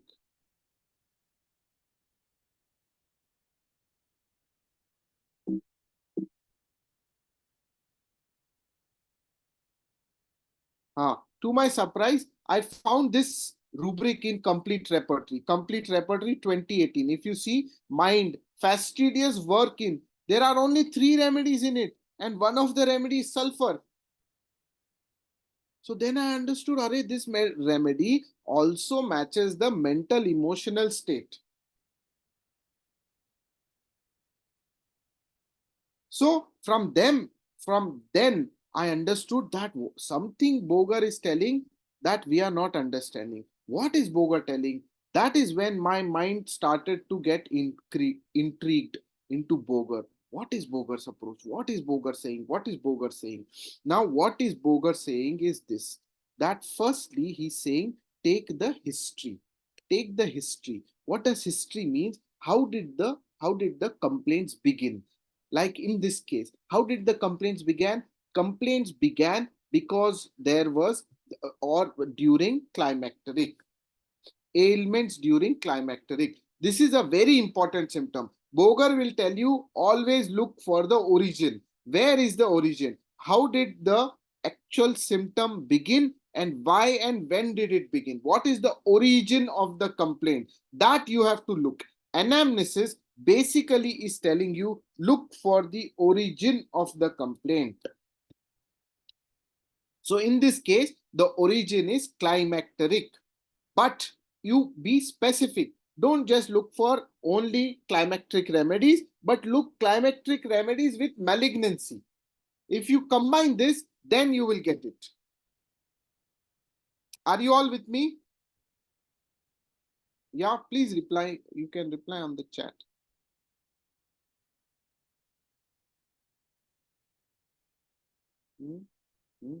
Yes or no? No reply. I can't see. Okay, I will continue. If you can please reply, I will at least know.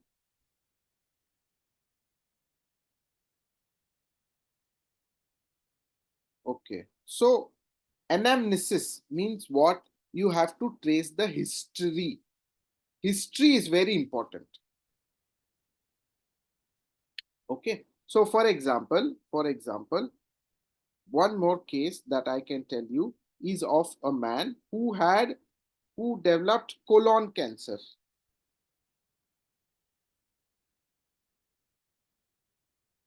Okay, and his main presenting symptom was constipation. Okay, when I asked him about his constipation, he tells me that his constipation began around 20 years ago.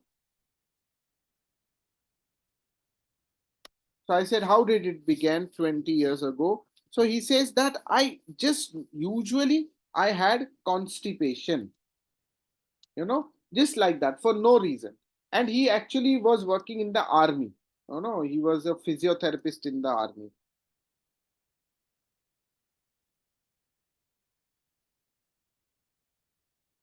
Okay, so while he was working as a physiotherapist in the army, he had to undergo what? Regular checkup. Every year they have to undergo checkups, investigations, etc. So they investigated for his constipation. At that time, what they found out is that he had polyps. Polyps in the colon. So they suggested that we'll take out your polyps, your constipation will get better. He said, no, they are not inflamed, they are not bothering me in any way. This constipation is minor thing. Forget it. Don't do anything. I don't want to take any allopathic treatment, or I don't want to undergo surgery. So he ignored it. So for 15-20 years, he had constipation, and then he developed cancer. One day he developed cancer because he had low hemoglobin, etc. And what happened is, after he was diagnosed of cancer, they gave him antibiotics. They said, you take antibiotics, firstly, whatever infection is there, that will get cleared off, and then we will start some chemotherapy, etc. Now what happens is, after antibiotics, his complaints become even more worse. He started feeling very weak. He started suffering a lot. Before that, he was only having constipation. So he said, I don't want to take any treatment. I don't want to take chemotherapy. I don't want to take radiation. I will only take some alternative methods of treatment. So I will choose homeopathy, but I will not take any chemotherapy, radiation. Forget this. Okay. So this is when I was called in. Now, first thing what I look at this case, is the history. In the history, what you see is patient has constipation. But what is the cause of constipation?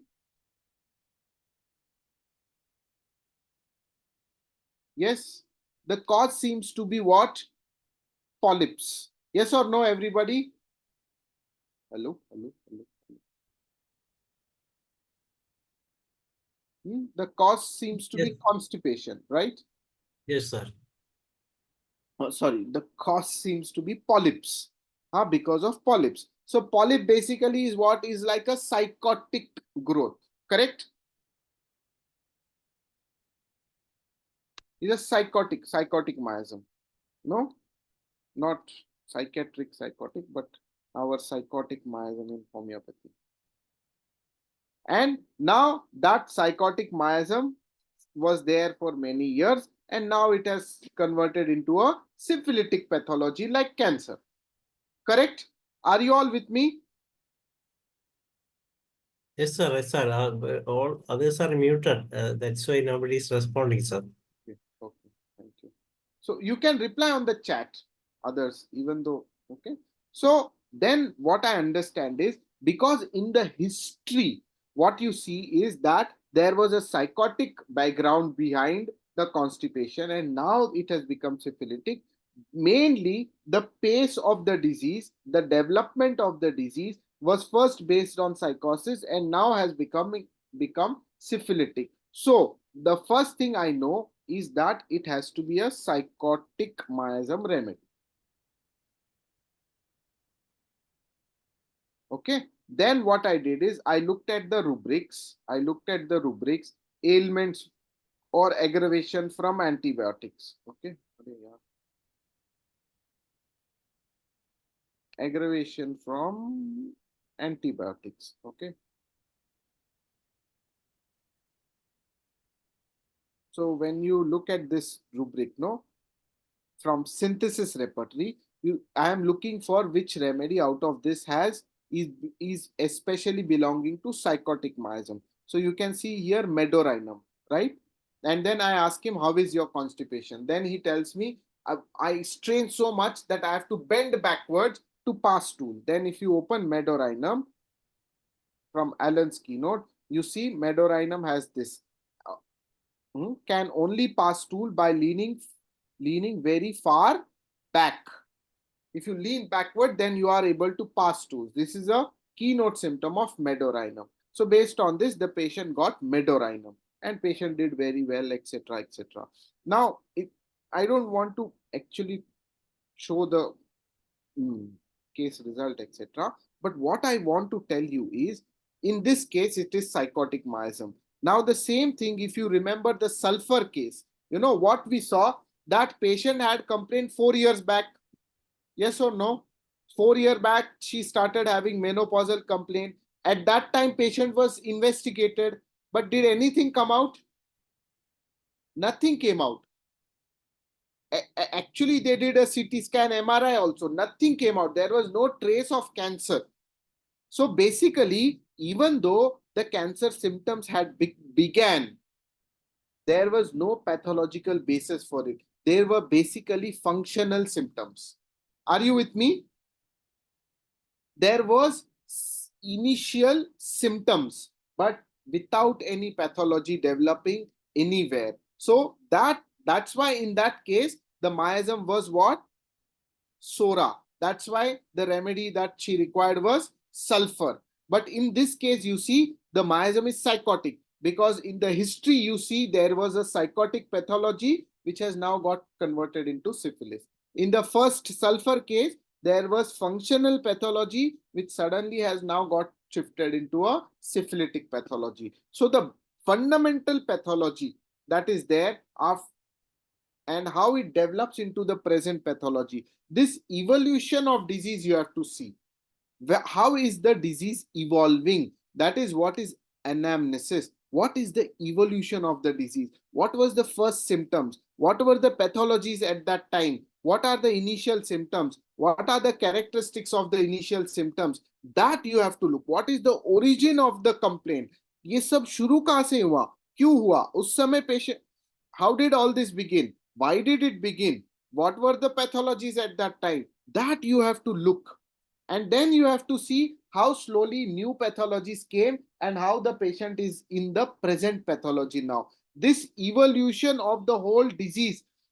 Disease in homeopathy does not mean only diagnostic disease. Disease means all the different diagnoses. First I had polyp, now I have cancer, now I have AIDS. So all this is part of the disease evolution. What you have to do is you have to take each of them, describe symptoms of polyp, describe symptoms of cancer, describe symptoms of AIDS, and see what is the overall evolution. How is this disease evolving? What is the pace of the disease? What is the underlying pathogenesis? This you have to understand. That is what is Borges' approach. Now I will share you one more case to tell you what is this pathological general. Firstly, you have to look at history. If you look at history, you will get an idea that what is the pace of the disease, how is the disease evolving, etc. Okay. The second most important thing is pathological general. Okay. So I will share another case for that. Okay. So for example,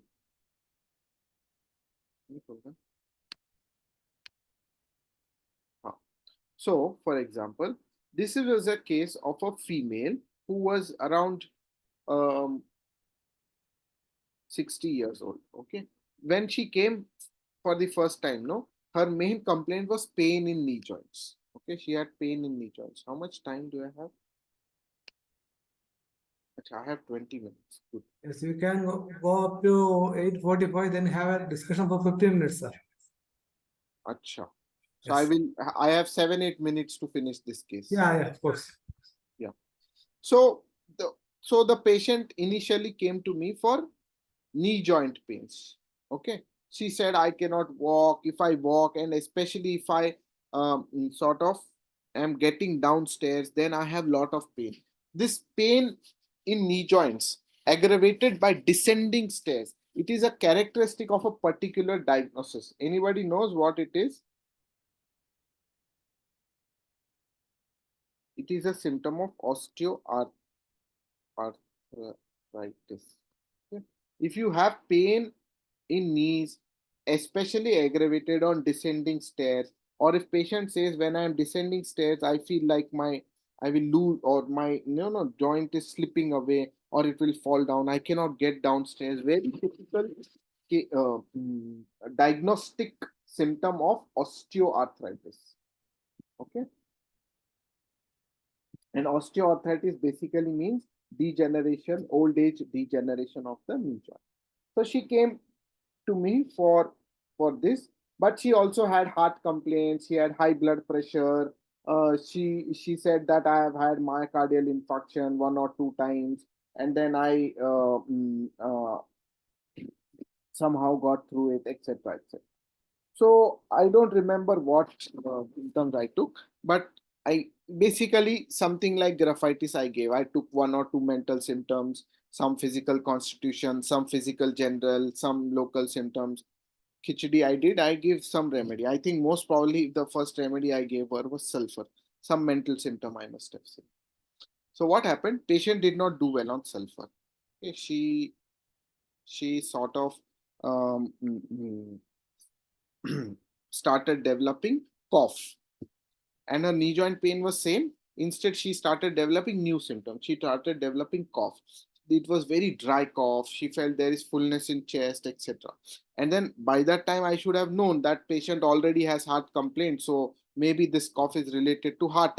But it didn't click me.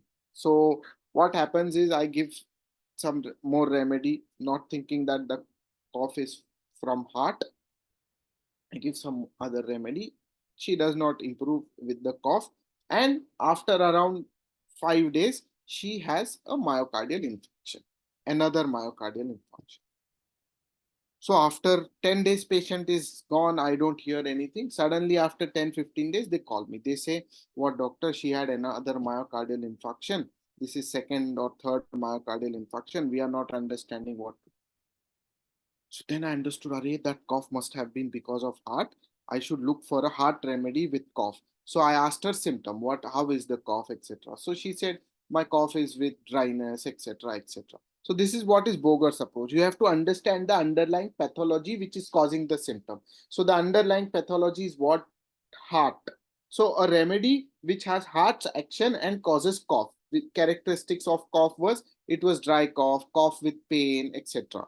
And then I asked her about myocardial infarction. How was it? When did it happen? She said, I had myocardial infarction at around 2 or 3 a.m. in the morning. I woke up with cough, cough, cough. And then I said chest pain, breathlessness, and I started sweating. So family knew. She started having profuse sweating and breathlessness, means she's myocardial infarction. They rushed me to the hospital. So this is very important symptom of actually spongia. If you have a case where the cough is because of heart condition, and if there is dryness, and most importantly myocardial infarction around 2, 3 or 4 a.m. in the morning, this is very characteristic timing of spongia tosta. Spongia tosta myocardial infarctions appear around that time, 2, 3, 4 a.m. So 2, 3, 4 a.m. Myocardial infarction, dryness, dry cough along with heart complaints. Based on this, I gave her spongia. They said, "Arey, doctor, what nice remedy. Her cough completely disappeared. We had admitted her. We did so much. But first time remedy worked for her. Spongia tosta I gave. First time remedy worked for her. But then the cough disappeared and she started having heart complaints. She started having what? Atrial fibrillations. Okay. Heart would palpate, then it would stop. Then family said, "Arey, what is happening, doctor? Cough is to gone. Now she's breathless. She's having hypertension, very high hypertension, 200 by 100. We are getting scared. I think we will again start allopathy, etc." I said, no, wait. So they waited with me for 15, 20 days, but they saw that the blood pressure was not coming under control. I thought spongia will work, but it did not work. So they went to a cardiologist.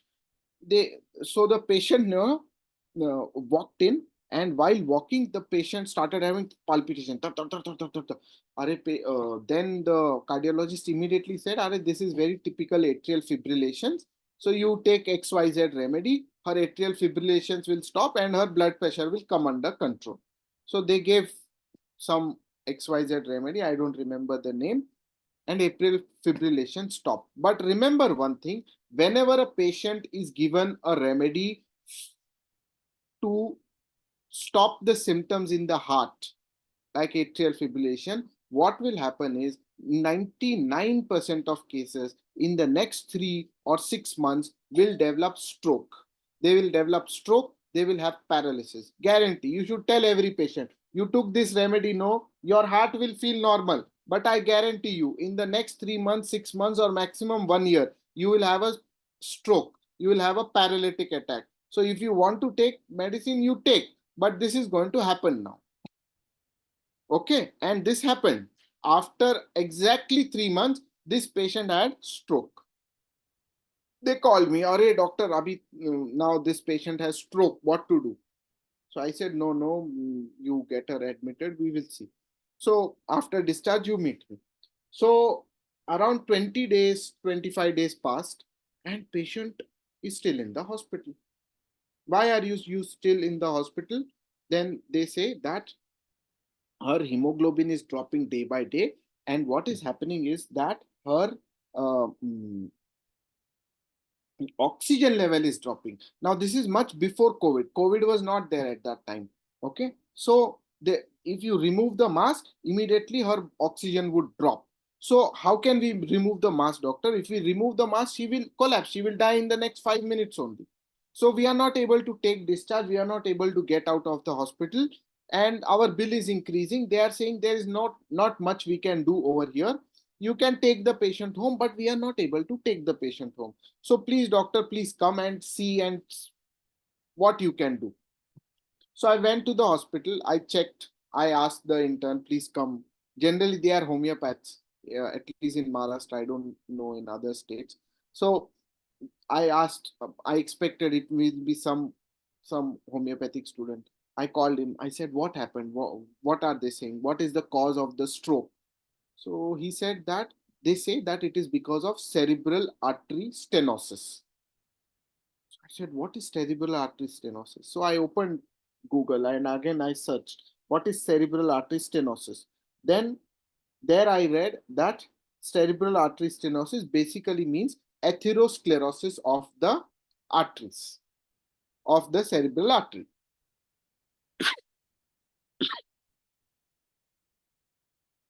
I read atherosclerosis of cerebral artery and suddenly it clicked to my mind. Actually, no, the first day the patient came to me, the main complaint she had was knee joint pain.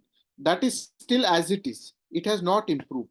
And it was a case of what? Osteoarthritis. What is osteoarthritis? Degeneration, old age degeneration of knee joint. What is atherosclerosis? Degeneration of arteries. Suddenly it clicked my mind. Actually, in this case, the main pathogenesis, underlying pathogenesis is degeneration. So I thought I need a remedy which basically addresses degeneration. Are you all with me? Yes? Yes, sir. Yes, sir. So degeneration. So then I searched in the repertory, show me the rubric, what are the remedies in fat degeneration. So I found one rubric and it had only two remedies, phosphorus and vanadium. So then if you open vanadium, this is what Boric writes. This is a remedy indicated when heart's action is weak, when there is fatty degeneration of liver, heart and arterial walls. Its action is as oxygen carrier. No, this patient oxygen was the problem. Increases the amount of hemoglobin. Her hemoglobin was dropping. So suddenly all symptoms also match. Underlying pathogenesis match. I gave vanadium. Patient's oxygen went off. She could sort of get discharged from the hospital and she came back home. Okay, so this is what is Boger's pathological general. When you look at different pathologies, different pathological diagnosis, patient has heart disease. In heart disease, basically what is happening is her heart is degenerating. Patient has stroke because her heart and arteries are degenerating. Patient has knee joint pain. Why? Because there is degeneration in the knee joint. So even though there are three different pathologies, there is one underlying pathogenesis which connects all these three pathologies. That is what is pathological general. This general pattern which connects these three different location of symptoms, that is what is pathological general. That is what is genius. This is what Boger calls is the genius of the remedy, or genius in the patient. You have to understand the genius. You have to first understand what is the general pathological pattern from either the history or studying the pathologies and looking at the underlying pattern. Easier way is look at the history. Difficult ways have very good clinical knowledge and elicit the pathological general. Like this, if you learn, you will understand Boger's pathological approach, right? So I hope I have sort of given you some clarity on what Boger's approach is. I end my talk with this cases and I request all of you to ask me any questions if you have. Yes, indeed, a very interesting session. Definitely, it also indicates that the effort a physician should take in order to reach a remedy, not a medicine. It's time for discussion. Those who would like to participate, please raise your hand. It's a wonderful session. A lot of brain work is there, reflection is done. As a result, we got better results. That's the most important thing. Then the important fact is that we must judge how much time we should wait. That is an important session, important time. Unfortunately, if you wait for longer time, the patient will perish. At the same time, if you were hasty, definitely then again the case will fail. So the doctor's dilemma starts there.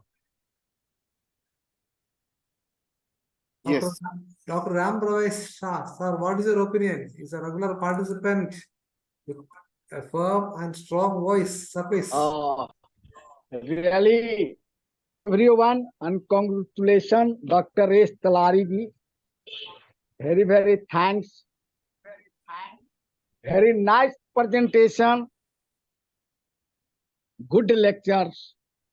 Beautiful deals. Boger approach in homeopathy. Mathematic cause, main cause, fundamental law of homeopathic, main cause of disease miasmatic, Sora, psychotic and syphilitic. Without Sora, no disease, no symptom. Any man suffering from soric in nature. Soric combination, without combination, soric combination, no disease. So, very nice deals the miasmatic remedy, sulfur, medorinum. According to homeopathic science, sulfur, king of soric remedy. Yes. And medorinum, king of antipsychotic remedy. Very nice. Thank you. Very, very thank you. Yes, thank you, sir. Now, Dr. Hariharan, sir. Sir, please unmute, sir. Hariharan, sir. Sir,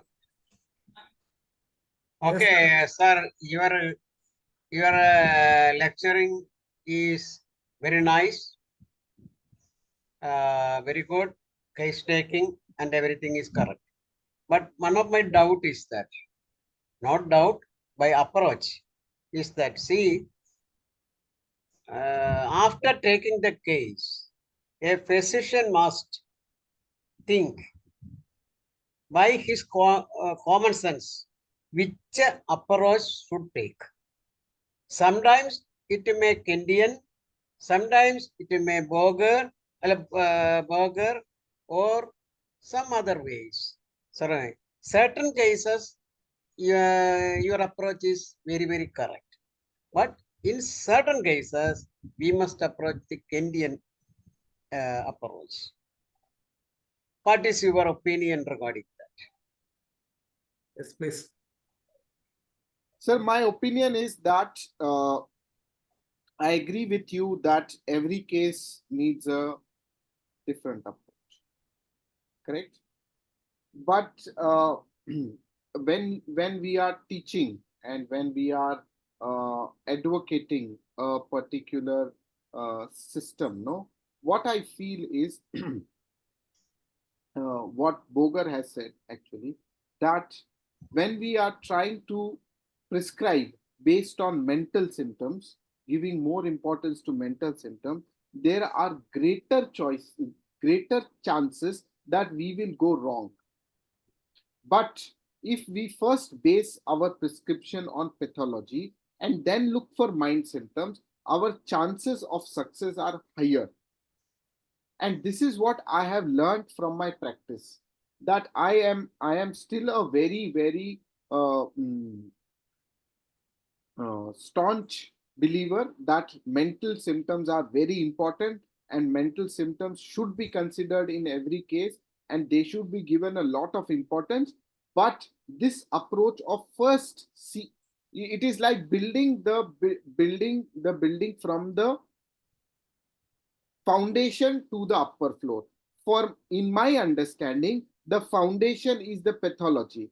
The first floor is the symptoms. The second floor is the keynotes. And the third floor is the mind symptoms. If we are, first going to go for the mind symptoms, it's directly on the top. The foundation is not strong. The building can fall anytime.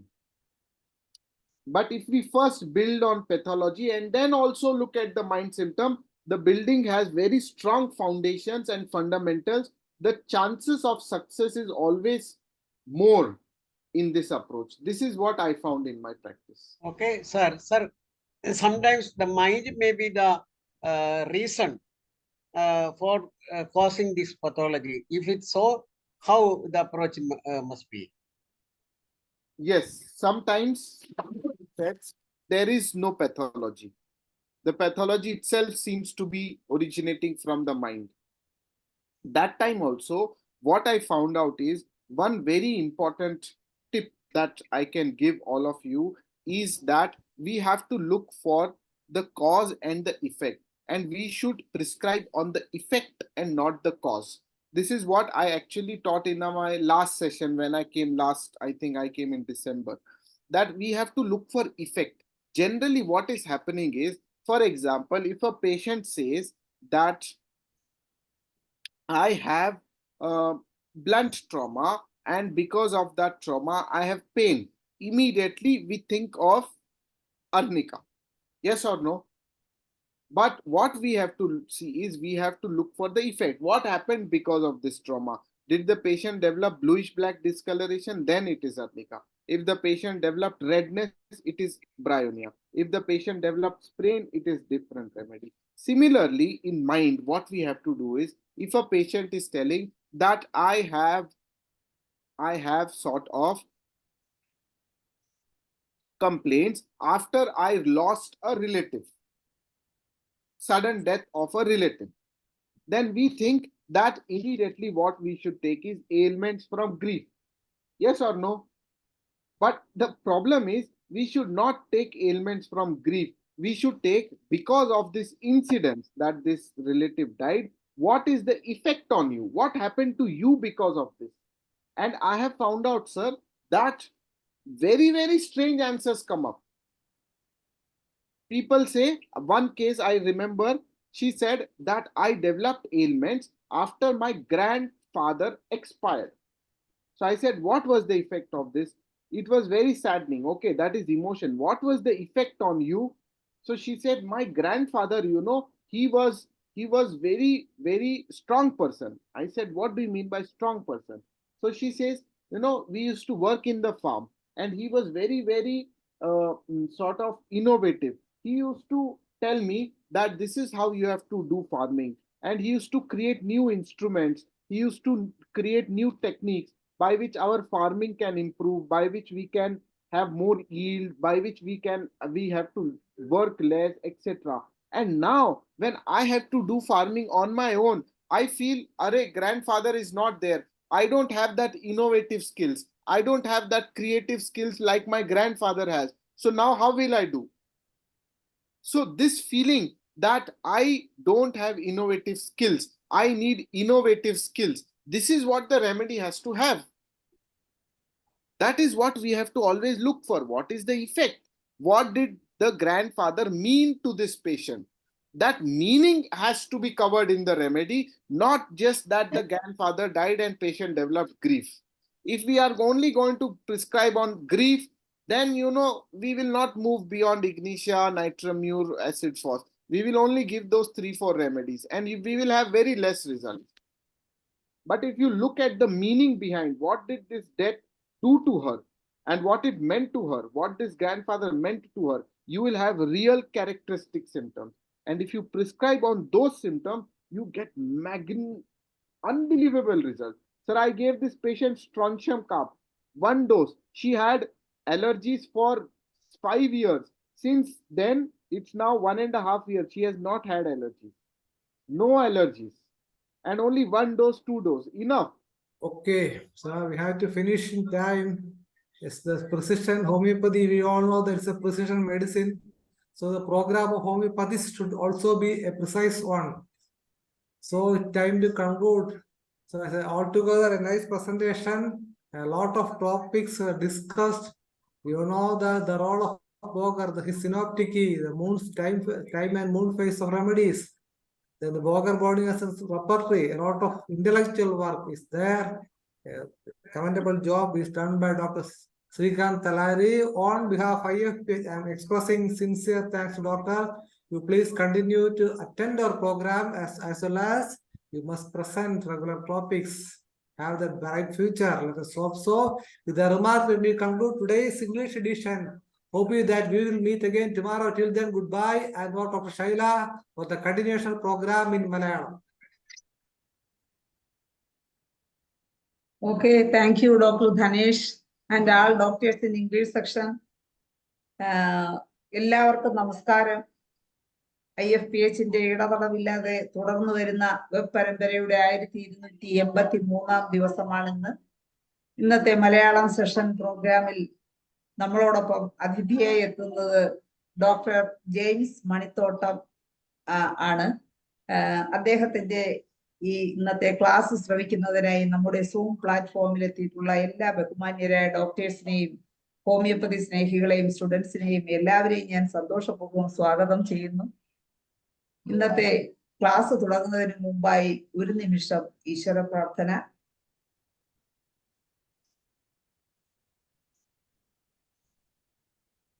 നന്ദി. സാറിനെ കുറിച്ച്, doctor James മണിത്തോട്ടത്തിനെ കുറിച്ച് പറയുമ്പോൾ sir നേരത്തെയും നമുക്ക് ക്ലാസ്സുകൾ എടുത്തിട്ടുണ്ട്. അദ്ദേഹം ഹോമിയോപ്പതിയിൽ MD എടുത്ത വ്യക്തിത്വമാണ്. കൂടാതെ സൈക്കോളജിയിൽ MSc-യും CFT എന്ന് പറയുന്ന വേറൊരു ഡിഗ്രിയും എല്ലാം എടുത്തിട്ടുള്ള വ്യക്തിത്വമാണ്. അദ്ദേഹം ഇന്ന് നമ്മുടെ മുമ്പിൽ പ്രസന്റ് ചെയ്യുന്നത് ഒരു സമകാലീന പ്രസക്തിയുള്ള ഒരു വിഷയമാണ്. കാരണം ഇപ്പൊ എക്സാം ഒക്കെ അടുത്തു വരികയാണ്. SSLC +2 എല്ലാം പല ചെറിയ ക്ലാസ്സിലെ കുട്ടികൾക്കും എല്ലാം എക്സാം എടുത്തു വരുന്ന സമയത്ത് എന്തിനാണ് പരീക്ഷയെ പേടിക്കുന്നത്, ഹോമിയോപ്പതിയിൽ പ്രതിവിധി ഉണ്ടല്ലോ എന്നുള്ള വിഷയത്തിലാണ് സാർ ഇന്ന് ക്ലാസ് എടുക്കുന്നത്. എന്തായാലും ഇന്നത്തെ ക്ലാസ്സിലേക്ക് ഞാൻ സ്നേഹപൂർവ്വവും ആദരപൂർവ്വവും സാറിനെ ക്ഷണിക്കുകയാണ്. ക്ലാസ് തുടങ്ങാം.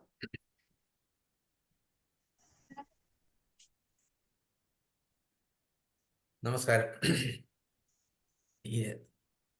വീണ്ടും ധനേഷ് ഡോക്ടർ IFPH-ലേക്ക് എന്നെ ക്ഷണിച്ചിരിക്കുകയാണ്. കഴിഞ്ഞ ദിവസത്തെ ക്ലാസ് നമ്മൾ കംപ്ലീറ്റ് ആയിട്ട് 1 മാസം ആയില്ലാന്ന് തോന്നുന്നു. വീണ്ടും പെട്ടെന്ന് am I audible? ഓക്കെ. അപ്പോൾ സമകാലീന സാമൂഹ്യ പ്രസക്തിയുള്ള സബ്ജക്റ്റാണ് എന്ന് നമ്മൾ വിവക്ഷിക്കുന്നു. പരീക്ഷാ പേടി, എക്സാം ഫോബിയ. അപ്പോൾ നമുക്ക് എക്സാമൊക്കെ തുടങ്ങി.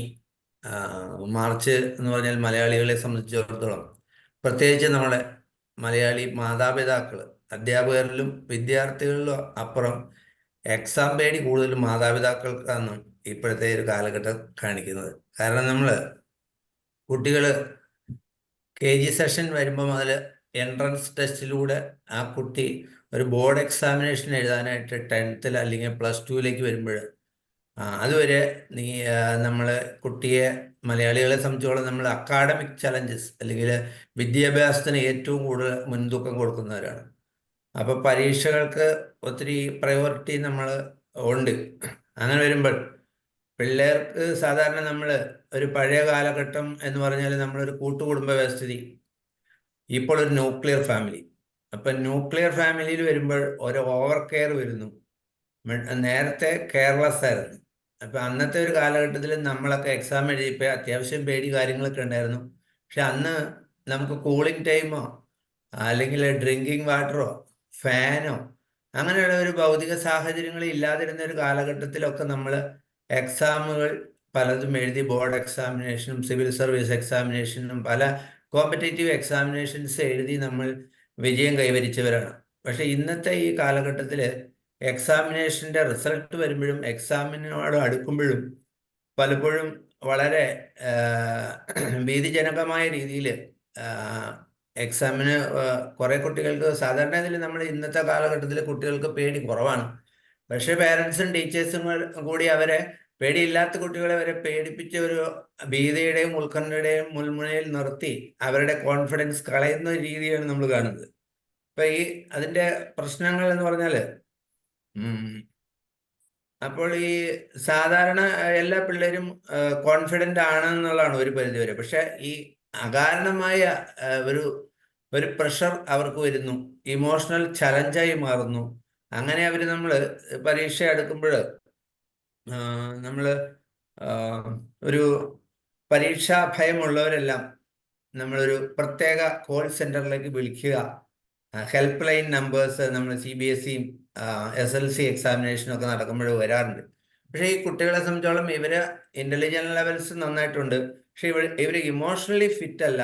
ഇവർക്കൊരു അൺവാണ്ടഡ് ഫിയർ, ആൻസൈറ്റി, അപ്രിഹെൻഷൻ, ഈ ഒരു ലെവൽസ് ഇവർക്ക് ബേസിക്കലി ഇവരുടെ ഇമോഷൻസിൽ, ഇവരുടെ ക്യാരക്ടറിൽ, ഇവരുടെ പേഴ്സണാലിറ്റിയിൽ ഉള്ളതുകൊണ്ടാണ് ഇവർ ഈ എക്സാം ടൈമിൽ ഒരു ഫോബിയയിലേക്ക് അത് കടക്കുന്നതും. അവർ കൈ വിറയ്ക്കുന്നു, കാൽ വിറയ്ക്കുന്നു, അല്ലെങ്കിൽ അവർക്ക് സൈക്കോസൊമാറ്റിക് സിംറ്റംസ് ആയ വയറുവേദന, തലവേദന, കൈ വിയർക്കുക, ഛർദ്ദിക്കാൻ തോന്നുക, ടോയ്ലറ്റിൽ പോകണമെന്ന് തോന്നുക, അല്ലെങ്കിൽ അവർ കോൺഫിഡൻസ് പോയിട്ട് ഈ സീസണിൽ ഈ എക്സാം ഞാൻ എഴുതുന്നില്ല, പോസ്റ്റ്പോൺ ചെയ്യുന്നു. അപ്പൊ ഈ രീതിയിലേക്ക് വരുമ്പോൾ ഇതൊരു ഭീകരമായ അല്ലെങ്കിൽ ഭയാനകമായ ഒരു രീതി എന്ന് പറഞ്ഞാൽ ഈ എക്സാം പിരിമുറുക്കം അകാരണമായ ഉത്കണ്ഠയും ഭീതിയും പലപ്പോഴും ഈ കുട്ടികളെ ഒരു സൂയിസൈഡൽ ടെൻഡൻസിയിലേക്കും സൂയിസൈഡൽ അറ്റംപ്റ്റ്സിലേക്കും വരുന്നു. നമ്മൾ പത്രമാധ്യമങ്ങളിൽ വായിക്കുന്നുണ്ട്, എക്സാം റിസൾട്ട് വരുമ്പോഴും എക്സാമിനേഷൻ ടൈമിലും ചില കുട്ടികൾ സൂയിസൈഡ് അറ്റംപ്റ്റ് നടത്തി അല്ലെങ്കിൽ സൂയിസൈഡ് ചെയ്തു എന്ന് വരെ നമ്മൾ വായിക്കുന്നത്. കമ്പാരിറ്റീവ്ലി നമ്മൾ മറ്റ് സംസ്ഥാനങ്ങളെ അപേക്ഷിച്ച് കേരളത്തിൽ കൂടുതലാണ്. അപ്പൊ അത് ബോർഡ് എക്സാമിന് മാത്രമല്ല, ഇപ്പൊ എൻട്രൻസ് എക്സാമിനേഷനാണ് ഇത് കൂടുതലായി കാണുന്നത്. ഏറ്റവും കൂടുതൽ കുട്ടികൾ നമ്മളുടെ സമീപിക്കുന്ന എൻട്രൻസ് കാലഘട്ടത്തിലാണ്.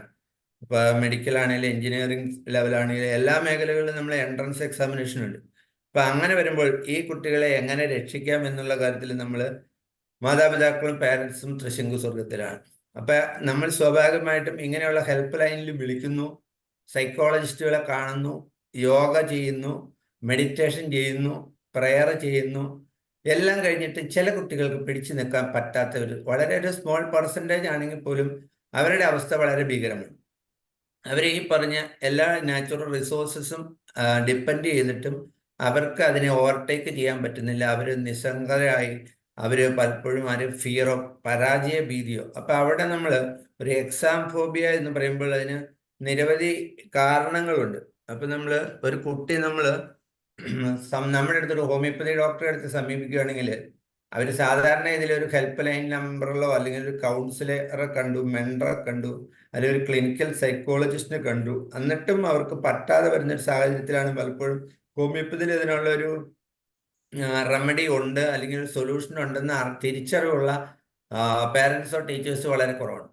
അപ്പൊ ഇങ്ങനെയുള്ള സാഹചര്യങ്ങളിൽ നമ്മൾ പലപ്പോഴും how to overcome exam fear, exam phobia എന്ന് പറഞ്ഞ് നമ്മൾ സ്കൂളുകളിലെ പാരൻസിനും ടീച്ചേഴ്സിനും സ്റ്റുഡൻസിനും പ്രത്യേക സെഷൻ, പ്രത്യേകിച്ച് സ്റ്റുഡൻസിന് ഒരു പ്രത്യേക എക്സൈറ്റിംഗ് എക്സാംസ് എന്ന് പറഞ്ഞ് നമ്മൾ JCSന്റെ ഒക്കെ ആഭിമുഖ്യത്തിൽ മിക്കവാറും ഇൻ ആൻഡ് അറൗണ്ട് സ്കൂളുകളിലെ ഒരു ട്രെയിനിങ്. ഇത് എക്സാം എന്ന് പറഞ്ഞാൽ ജസ്റ്റ് നമ്മുടെ ജീവിതത്തിന്റെ ഒരു വഴിത്തിരിവൊന്നുമല്ല, ഒരു ടേണിംഗ് പോയിന്റ് അല്ല. എക്സാം എന്ന് പറഞ്ഞാൽ നമ്മൾ പഠിച്ചതിൻ്റെ ഒരു ചെക്ക് ലിസ്റ്റാണ്. അപ്പം നമ്മുടെ കൺസൾട്ടർ റൂമിൽ വരുമ്പോൾ സ്വാഭാവികമായിട്ട് നമ്മൾ നമ്മുടെ ഹോമിയോപ്പതി കേസ് ടേക്കിങ്ങിൽ അപ്പുറം നമ്മൾ ചെയ്യേണ്ട കാര്യങ്ങൾ ഒരു അഷുറൻസ് കൊടുക്കുന്ന രീതിയിൽ ആ കുട്ടിയോട് നമ്മൾ വളരെ സൗഹാർദ്ദപരമായി സമീപിക്കുക എന്നുള്ളതാണ് അതിൻ്റെ അപ്രോച്ച്. നമ്മളിപ്പോൾ അവർക്കറിയാം എക്സാം ഇത് നമ്മളൊരു അൺനാച്ചുറൽ ആയിട്ടുള്ള ഒരു ഹോബിയാണ്, നാച്ചുറൽ അല്ല, അത് നമ്മൾ ഔട്ട് ഓഫ് കൺട്രോൾ ഇമോഷനാണ്. ഈ വരുന്ന പാരന്റിനും അറിയാം, കുട്ടിക്കും അറിയാം. അപ്പൊ അവിടെ നമ്മൾ ഇത് തന്നെ ആവർത്തിച്ചുകൊണ്ടിരുന്നിട്ട് കാര്യമില്ല. നമ്മളിപ്പോൾ അവരോട് ഇപ്പൊ നമ്മൾ സാധാരണഗതിയിൽ നമ്മൾ പറയും, ഞങ്ങളൊക്കെ പരീക്ഷ എഴുതിയിട്ടുണ്ട്, ഞങ്ങൾക്കൊന്നും ഇത്ര പേടിയില്ലായിരുന്നു, എന്തിനാ പേടിക്കണേ, പഠിച്ചതൊക്കെ എഴുതിയാൽ പോരെ. അങ്ങനെയുള്ള സാരോപദേശങ്ങൾക്കൊന്നും ഇവിടെ പ്രസക്തിയില്ല.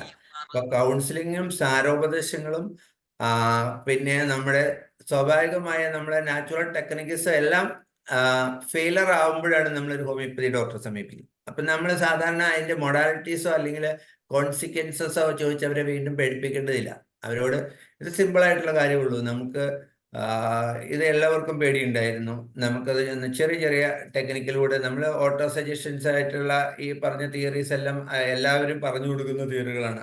പ്രാണായാമം ചെയ്യാം, യോഗ ചെയ്യാം, പ്രെയറൊക്കെ. അതിലപ്പുറമാണ് നമ്മുടെ ഒരു റോള് വരുന്നത്. നമ്മുടെ ഒരു റോള് വരുമ്പോൾ ഈ ലെവൽസിൽ നമുക്കെല്ലാവർക്കും അറിയാം നമ്മുടെ റെമഡീസ് കൊടുത്തിട്ടുണ്ട് ഇവരുടെ അപ്രിഹെൻഷൻ, ആൻസൈറ്റി, ഫിയർ ഇതെല്ലാം നമുക്ക് കുറയ്ക്കാൻ പറ്റുന്നു. പക്ഷെ അതിനു മുമ്പ് അവരെ ഒന്ന് അഷുറൻസ് കൊടുക്കുന്ന ഒരു ഡ്യൂട്ടി നമുക്കുണ്ട്.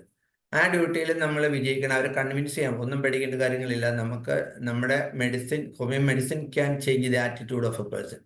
അപ്പൊ നമുക്ക് പറയാവുന്നതാണ് adrenaline prepare a person to fight or flight. നമ്മൾ ഈ എക്സാമിന് ഫൈറ്റ് ചെയ്യണോ ഫ്ലൈറ്റ് ചെയ്യണോ തീരുമാനിക്കേണ്ടത് നമ്മൾ തന്നെയാണ്.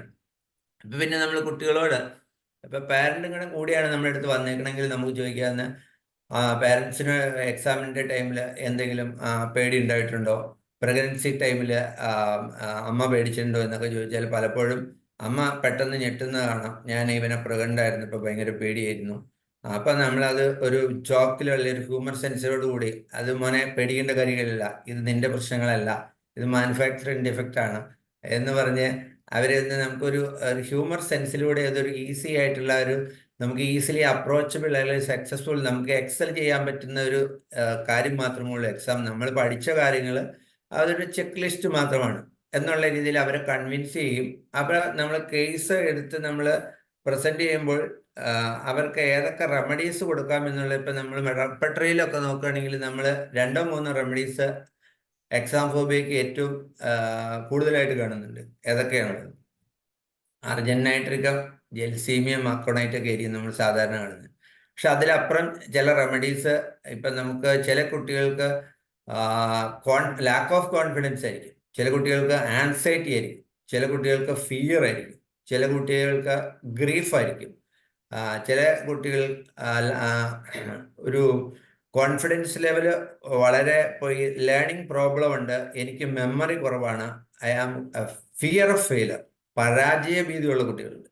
അങ്ങനെ നമ്മളെ ഈ കുട്ടികളെ ഇൻഡിവിജ്വലൈസ് ചെയ്ത് വ്യക്തിയെ ഇൻഡിവിജ്വലൈസ് ചെയ്യുമ്പോൾ നോക്കുമ്പോൾ ഈ കുട്ടികൾ, ഓരോ കുട്ടികളും വ്യത്യസ്തമായ ഒരു സാഹചര്യങ്ങളിൽ വളർന്നവരും സിംഗിൾ ചൈൽഡായിരിക്കാം. ചിലപ്പോൾ അവരുടെ മനോഭാവങ്ങളും കാഴ്ചപ്പാടുകളും അപ്രോച്ചും ഡിഫറെൻ്റ് ആയിരിക്കാം. സിംഗിൾ പാരന്റിങ് ആവാം. അപ്പോൾ emotional trauma of mother during pregnancy, ഇതെല്ലാം നമ്മൾ പരിഗണിച്ചുകൊണ്ടാണ് നമ്മൾ ഈ കേസിനെ അപ്രോച്ച് ചെയ്യുന്നത്. വളരെ സിമ്പിളായിട്ട് നമുക്ക് ചെയ്യാം. അപ്പോൾ ഇത് എക്സാം ഫോബിയ എന്ന് പറഞ്ഞാൽ വലിയൊരു സബ്ജക്റ്റ് അല്ല, ചെറിയൊരു സബ്ജക്റ്റാണ്. പക്ഷെ നമുക്ക് ബ്യൂട്ടിഫുൾ ആയിട്ട് ഒരു സിംഗിൾ ഡോസ് മെഡിസിനിലൂടെ, അത് ഒരു സ്പെസിഫിക് മെഡിസിൻ പലപ്പോഴും വരുന്നില്ല. ഞാനീ പറഞ്ഞ ഏറ്റവും നമ്മൾ സ്പെസിഫിക് ആയിട്ട് കാണുന്ന റെമഡി ഞാൻ പറഞ്ഞു. എന്നിരുന്നാലും ഞാൻ കൊടുക്കുന്ന റെമഡി നിങ്ങൾക്ക് പറഞ്ഞു തരാവുന്നതാണ്. പിന്നെ നമുക്ക് ഇൻട്രാക്ഷനിലേക്ക് പോകാം. ഇപ്പം നമ്മൾ മോഡേൺ മെഡിസിനിലാണെങ്കിൽ സൈക്കാട്രിസ്റ്റിൻ്റെ അടുത്ത് പോയിട്ടുണ്ടെങ്കിൽ അവർ കൊടുക്കുന്ന ഡ്രഗ്സ് എന്ന് പറഞ്ഞാൽ ആൻറ്റി ആൻസൈറ്റി ഡ്രഗ്സ് ആയിരിക്കും. ചില കുട്ടികൾക്ക് ഈ ഡിസപ്പോയിൻമെന്റ് അല്ലെങ്കിൽ ഡിപ്രഷനും കൊണ്ടായിരിക്കും എക്സാമിന് ഫോബിയ അല്ലെങ്കിൽ എക്സാം ഫിയർ ഉണ്ടാവുന്നത്. അപ്പോൾ അവർ ആൻറ്റി ഡിപ്രസൻ്റ് അല്ലെങ്കിൽ ആൻറ്റി ആൻസൈറ്റി ഡ്രഗ്സ് കൊടുക്കുമ്പോൾ എന്താ സംഭവിക്കണമെന്ന് വെച്ചാൽ അവരുടെ ക്രിയേറ്റിവിറ്റി, അപ്പം അവർക്ക് ശരിക്കും എഴുതാനുള്ള ഒരു ഡൈനാമിക് എനർജി നഷ്ടപ്പെടുകയാണ്. അപ്പം അതുകൊണ്ട് അവർക്ക് ശരിയായ രീതിയിൽ എക്സാം ഫുൾഫിൽ ചെയ്യാൻ പറ്റാതെ വരുന്നുണ്ട്. അപ്പം അതുകൊണ്ട് സൈക്കോളജിസ്റ്റ് ആണെങ്കിൽ മോട്ടിവേഷണൽ സ്പീച്ച് അല്ലെങ്കിൽ മോട്ടിവേഷണൽ സ്റ്റോറി, എബ്രഹാം ലിങ്കന്റെ കഥയും അബ്ദുൽ കലാമിന്റെ കഥയും അങ്ങനെ ജീവിതത്തിലെ ചലഞ്ചസ് വന്ന കുറെ പേരുടെ കഥകളും ഉപമകളൊക്കെ പറയുന്നു. പക്ഷെ ഈ എക്സാം ഫിയറുള്ള കുട്ടിക്ക് ഇതൊന്നും പ്രസക്തമല്ല. അവർക്ക് സൈക്കോസോമാറ്റിക് സിംറ്റംസ് ആയി ഇപ്പോൾ സപ്പോസ് ഇപ്പോൾ ഒരു കുട്ടിക്ക് വയർ കംപ്ലൈന്റ് ഉണ്ട്, irritable bowl syndrome. Irritable bowl syndrome ഉള്ള കുട്ടി ചിന്തിക്കുന്നത് എന്താണെന്ന് വെച്ചാൽ, എനിക്ക് നാളെ എക്സാമിന് പോകുമ്പോൾ അവിടെ വെച്ച് ഡയറി ഉണ്ടായാൽ ഈ ഇൻവിജിലേറ്റർ എന്നെ ടോയ്ലറ്റിൽ പോകാൻ അനുവദിക്കൂ, ഇതായിരിക്കും ആ കുട്ടിയുടെ ഭീതി.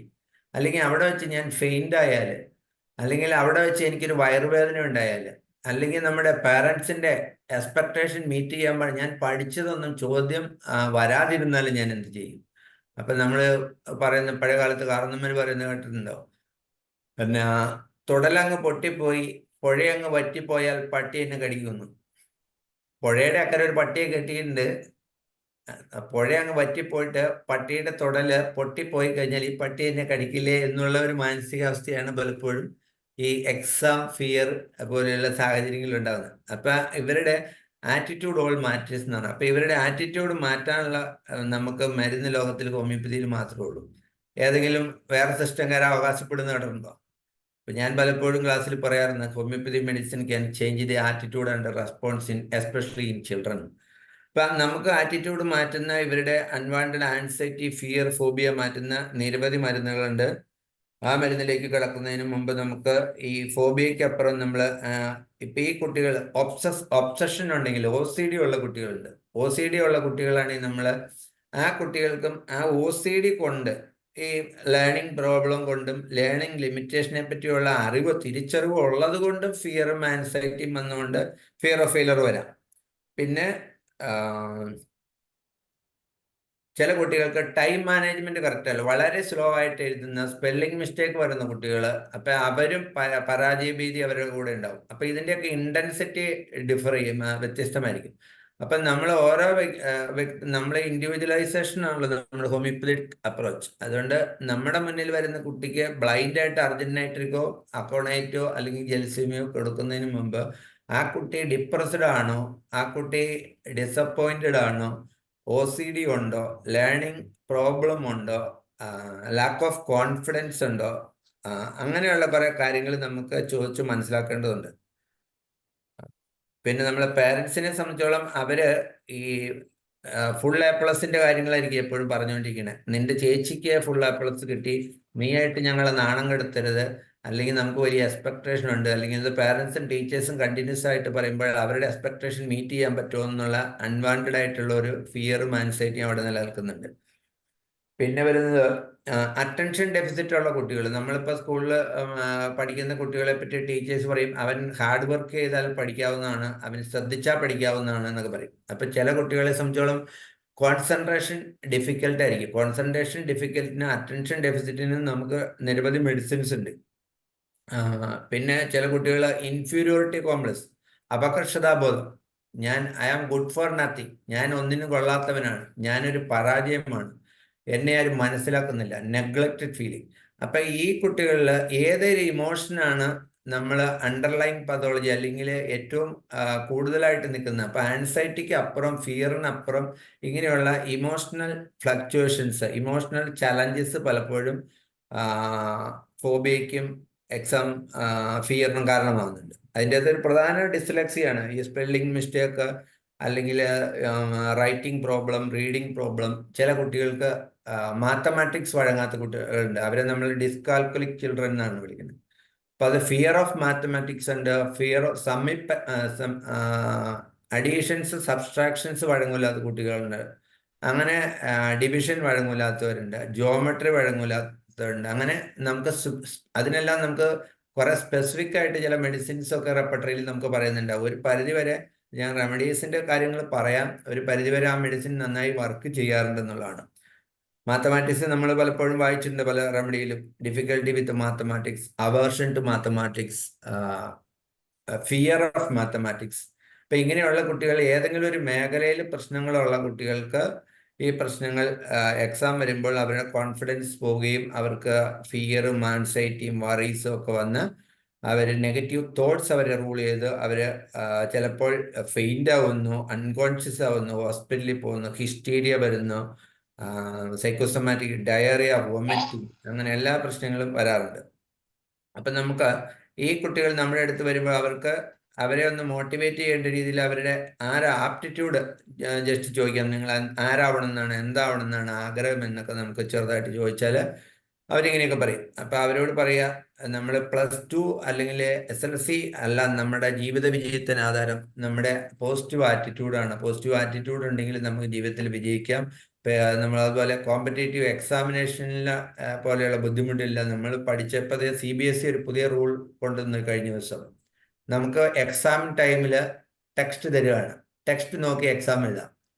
അപ്പൊ ആ രീതിയിൽ വരെ നമ്മൾ കാലം മാറി. നമ്മൾ ടെക്സ്റ്റ് തരുവാണ് വിദ്യാർത്ഥിക്ക്.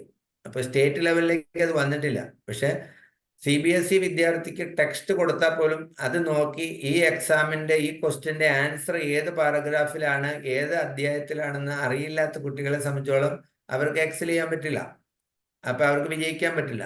അപ്പൊ ആ രീതിയിൽ വരെ എല്ലാവിധ ഭൗതിക സാഹചര്യങ്ങളും ഇന്ന് നമ്മുടെ ഡിപ്പാർട്ട്മെന്റുകൾ കുട്ടികൾക്ക് കൊടുക്കുന്നുണ്ട്. എന്നിട്ടും അവര് എക്സാമിനെ പറ്റിയുള്ള ഒരു അൺവാണ്ടഡ് ഫിയറും ഫോബിയും നിലനിർത്തുന്നു എന്ന് പറഞ്ഞാൽ അവരുടെ അതൊരു ഇമോഷണൽ ചലഞ്ചാണ്. ഒരു അക്കാഡമിക് ചലഞ്ച് എന്ന് നമുക്ക് പറയാൻ പറ്റത്തില്ല. അതിന് ഇമോഷണൽ ചലഞ്ച് നമുക്ക് സൈക്കോസൊമാറ്റിക് ലെവലിൽ വന്നാലും ഇമോഷണൽ പ്ലെയിനിൽ വന്നാലും നമ്മൾ വളരെ ബ്യൂട്ടിഫുൾ ആയിട്ട് നമുക്ക് ഹോമിയോപ്പതിക് മെഡിസിൻ കൊണ്ട് മാറ്റാം എന്നുള്ളത് നമുക്ക് എല്ലാവർക്കും അറിയാവുന്ന കാര്യങ്ങളാണ്. പിന്നെ നമുക്ക് ഇവർക്ക് ഇങ്ങനെ വരുന്ന കുട്ടികൾക്ക് അവർക്ക് മെന്ററിങ്ങും കരിയർ ഗൈഡൻസും അവരുടെ ആപ്റ്റിറ്റ്യൂഡും ആറ്റിറ്റ്യൂഡും ഇന്റലിജൻസ് കോഷ്യന്റ് എന്നൊക്കെ നമ്മളൊന്ന് റീഡ് ചെയ്യുന്നത് അവരുടെ കോൺഫിഡൻസ് ഇമ്പ്രൂവ് ചെയ്യാൻ സഹായിക്കും. അപ്പൊ വെറുതെ നമ്മളൊരു പേടിക്കണ്ട, ഞാനൊരു മരുന്ന് തരാമെന്ന് പറയുന്നതിൽ അപ്പുറം ഈ ഡോക്ടർ എന്നെ മനസ്സിലാക്കി, ഈ ഡോക്ടറെ റീച്ചബിൾ ആണ്, എന്നെ ഹെൽപ്പ് ചെയ്യും എന്നുള്ളൊരു അവരെ കൺവിൻസ് ചെയ്യാൻ നമുക്ക് പറ്റണം എന്നുള്ളതാണ്. അത് പലപ്പോഴും നമ്മൾ ഒരു റെമഡിയിൽ ഒതുക്കാതെ അവരുമായിട്ട് അവരുടെ ഇമോഷൻസ് ഷെയർ ചെയ്യാൻ, ഒരു ഗുഡ് ലിസണർ ആവാൻ നമ്മൾ ശ്രമിച്ചുകൊണ്ട് നമ്മുടെ റെമഡി കൊടുക്കുമ്പോൾ മോർ എഫക്റ്റീവ് ആയിരിക്കുകയും അവർ റിവ്യൂവിന് വരാൻ തയ്യാറാവുകയും, അല്ലെങ്കിൽ എക്സാം കഴിയുമ്പോൾ മിക്കവാറും നമുക്കൊക്കെ ഗിഫ്റ്റുകളൊക്കെ ആയിട്ട് കുട്ടികൾ വരാറുണ്ട്, ഞാൻ എക്സാമിൽ വിജയിച്ചു എന്നൊക്കെ പറഞ്ഞ്. അപ്പൊ അതിന് കാരണം എന്ന് പറഞ്ഞാൽ നമ്മൾ വളരെ എമ്പതറ്റിക് ആയിട്ട് അവരോട് അപ്രോച്ച് ചെയ്തു. അതുകൊണ്ട് അവർക്ക് ഗുഡ് റിസൾട്ട് കിട്ടി. നമ്മൾ സിംറ്റമാറ്റിക് റെമഡി കൊടുത്താലും മോസ്റ്റ് മിനിമം കൊടുത്താലും നമ്മളുടെ അപ്രോച്ച് നമുക്ക് ഈ രീതിയിൽ വണ്ടർഫുൾ റിസൾട്ടുകൾ കാണിക്കാൻ പറ്റത്തുള്ളൂ. അപ്പൊ ഇവിടെ എനിക്ക് പേരൻസിനോട് ഞാൻ പറയാറുള്ള അഡ്വൈസസ് എന്ന് പറഞ്ഞാൽ കമ്പാരിസൺ സ്റ്റഡി പാടില്ല. എക്സാം ടൈമിൽ നമ്മൾ ചേച്ചി വലിയ വിജയത്തിൽ പോയ ആളാണ്, വലിയ എക്സാം റിസൾട്ട് റാങ്ക് ഹോൾഡറാണ്, ഫുൾ A+ ആണ്, അതൊന്നും സിബ്ലിങ്സിനോട് പറഞ്ഞ് അവരെ സ്ട്രെസ്സിലാക്കരുത്. പിന്നെ നെഗറ്റീവ് തോട്ട്സ് ഒക്കെ നമ്മൾ അതുപോലെ പരാജയ ഭീതി, fear of failure, fear of mistakes, അങ്ങനെയൊക്കെയുള്ള കുട്ടികളാണെങ്കിൽ അവരുടെ നെഗറ്റീവ് ഇമോഷൻസ് ഒരു പേപ്പറിൽ എഴുതി അത് ബേൺ ചെയ്യുന്നത് നല്ലതാണെന്നൊക്കെ സൈക്കോളജിസ്റ്റുകളൊക്കെ പറയുന്നുണ്ട്. അങ്ങനെയുള്ള കാര്യങ്ങളൊക്കെ നമുക്ക് പറഞ്ഞു കൊടുക്കാം. പക്ഷെ അതിനെല്ലാം അപ്പുറം പോകുന്നതാണ് നമ്മുടെ റെമഡിയൽ സപ്പോർട്ട് എന്നുള്ളത് നമുക്കറിയാം.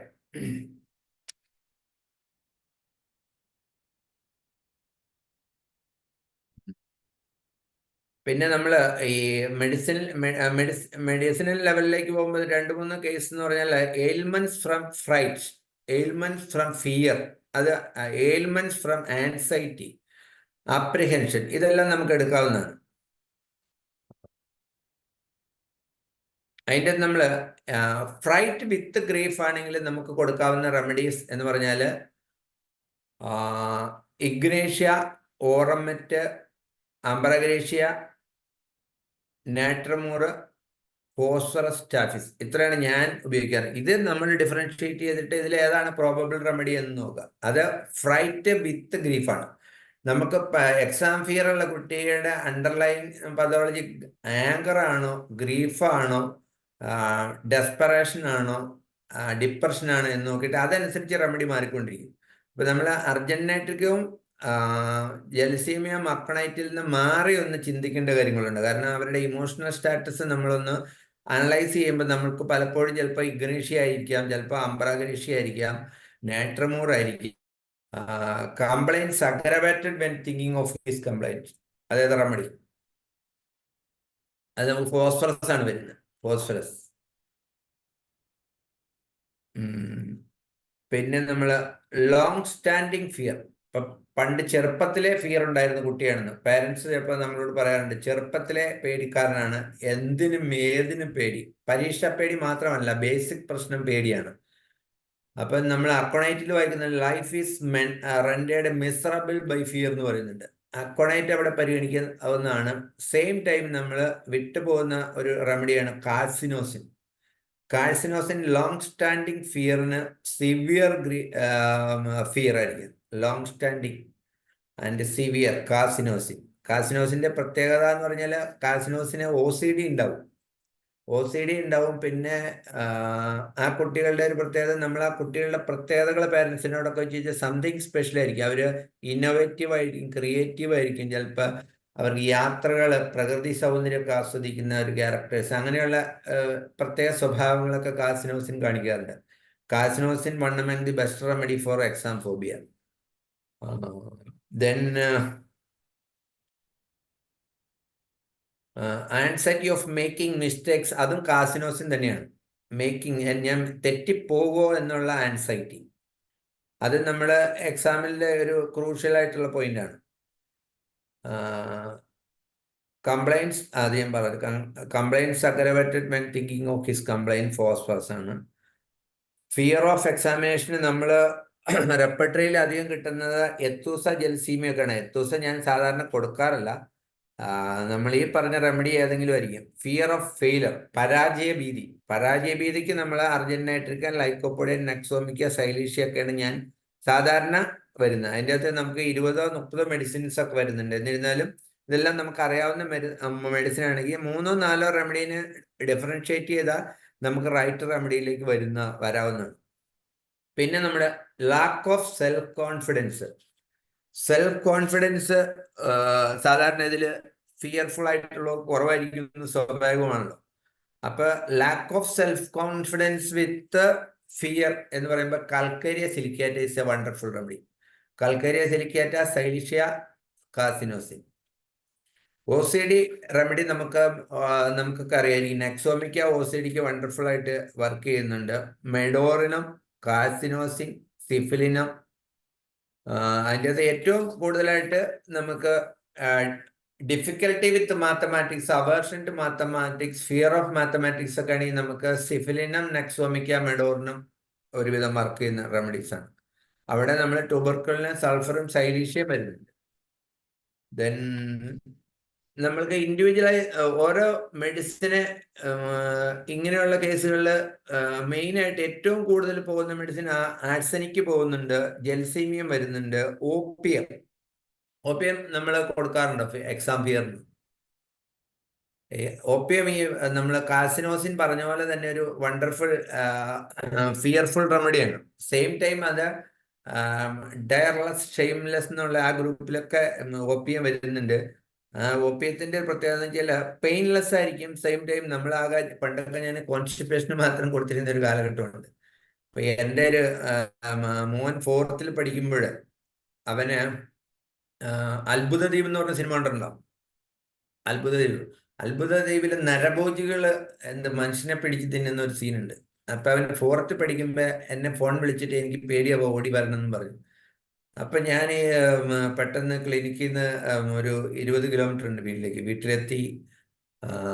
അപ്പോഴും ഏത് മെഡിസിൻ കൊടുക്കണം എന്നുള്ളതിന് എനിക്കൊരു ഐഡിയ ഇല്ല. അപ്പൊ നമ്മുടെ ജോസ് സക്കറിയ എന്ന് പറഞ്ഞൊരു ഡോക്ടറുണ്ട് കോട്ടയത്ത് നിന്ന്, എൻ്റെ ഒരു സുഹൃത്തായിരുന്നു, വലിയൊരു സുഹൃത്തും യശശരീരനായ late Jose Zachariah search homeopathy നടത്തിക്കൊണ്ടിരുന്നത്. വളരെ ഹോമിയോപ്പതിക്ക് വളരെ ഒരു നഷ്ടമായിരുന്നു അദ്ദേഹത്തിന്റെ വിയോഗം. അദ്ദേഹം എനിക്ക് പറഞ്ഞു തന്ന റെമഡി ഓപ്പിയം കൊടുക്കുക എന്നാണ്. ഓപ്പിയം ഒരു ഡോസില്, അത് ഇന്നും അതുകൊണ്ട് ഓപ്പിയം മറക്കില്ല. അത് എന്ത് ഇൻഡിക്കേഷൻ എന്ന് പറഞ്ഞാൽ അത് ഡിസീസ് ഫ്രം ഫ്രൈറ്റ് എന്നാണ് അതിൻ്റെ അത് കാണുന്നത്. പക്ഷെ എന്നിരുന്നാലും ഞാൻ പലപ്പോഴും പല റെമഡീസ് അക്കോഡൈറ്റ്, അർജിനേട്രിക്ക, സൽബ അങ്ങനെയുള്ള റെമഡീസ് ഒക്കെ ഫിയറിന് കൊടുത്തിട്ട് മാറില്ല. അത് പലപ്പോഴും നമ്മളെ ഹെൽപ്പ് ചെയ്ത റെമഡിയാണ് ഓപ്പിയം.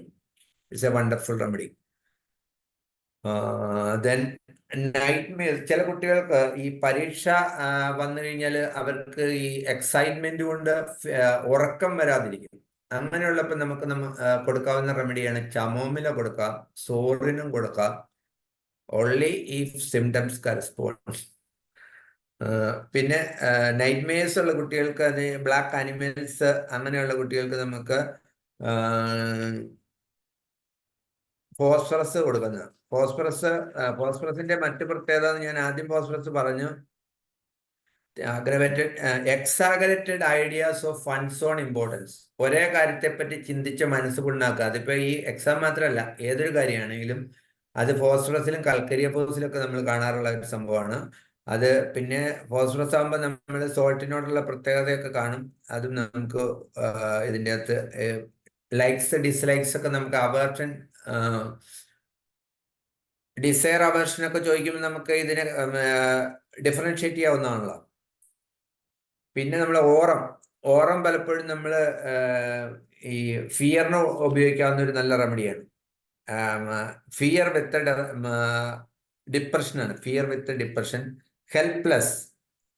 അപ്പൊ അങ്ങനെയുള്ള കണ്ടീഷനിൽ ഡെസ്പറേറ്റഡ് ആയിരിക്കും പേഷ്യന്റ്, ഭയങ്കര ഡെസ്പറേറ്റഡ് ആണ്. അപ്പൊ നമ്മൾ അതുകൊണ്ട് ഈ നമ്മുടെ മുന്നിൽ വരുന്ന പേഷ്യന്റ് ഫോസ്ഫറസ് ആണോ, ഓറമാണോ, ഇഗ്നീഷ്യാണോ, നാട്രമോണാണോ, സ്റ്റാഫിസ് ആണോ എന്നൊക്കെ ഇമോഷണൽ പ്ലെയിനിലുള്ള റെമഡി കൊണ്ട് തന്നെ നമുക്ക് ആൻസൈറ്റിയും ഫിയറും ഇങ്ങനെയുള്ള കാര്യങ്ങൾക്ക് പരിഹരിക്കാം എന്നുള്ളതാണ്. പക്ഷെ ഇമോഷണൽ പ്ലെയിനിലേക്ക് നമ്മൾ പലപ്പോഴും എത്തി നോക്കാറില്ലാത്തതുകൊണ്ടാണ് നമുക്ക് റൈറ്റ് റെമഡിയിലേക്ക് വരാത്തതെന്നാണ് എനിക്ക് തോന്നുന്നത്. ദെൻ പിന്നെ എക്സാം ഫോബിയ എന്ന് പറഞ്ഞാൽ നമുക്ക് അതിൽ കൂടുതലൊന്നും പറയാനില്ല. പിന്നെ നിങ്ങളുടെ സംശയങ്ങൾക്ക് ഞാൻ മറുപടി പറയാം. പിന്നെ ഞാൻ കഴിഞ്ഞ ക്ലാസ്സിൽ ചില ടിപ്സ് പറഞ്ഞില്ല എന്നുള്ള കംപ്ലൈന്റ് ഉണ്ടായിരുന്നു. അതും കൂടെ ഇതിന്റെ കൂടെ പറഞ്ഞു പോകുന്നതിന് പ്രശ്നമുണ്ടോ ഡോക്ടറെ? അതെയോ ഇതിന്റെ ഡിസ്കഷൻ കഴിഞ്ഞിട്ട് മതിയോ? ഹലോ,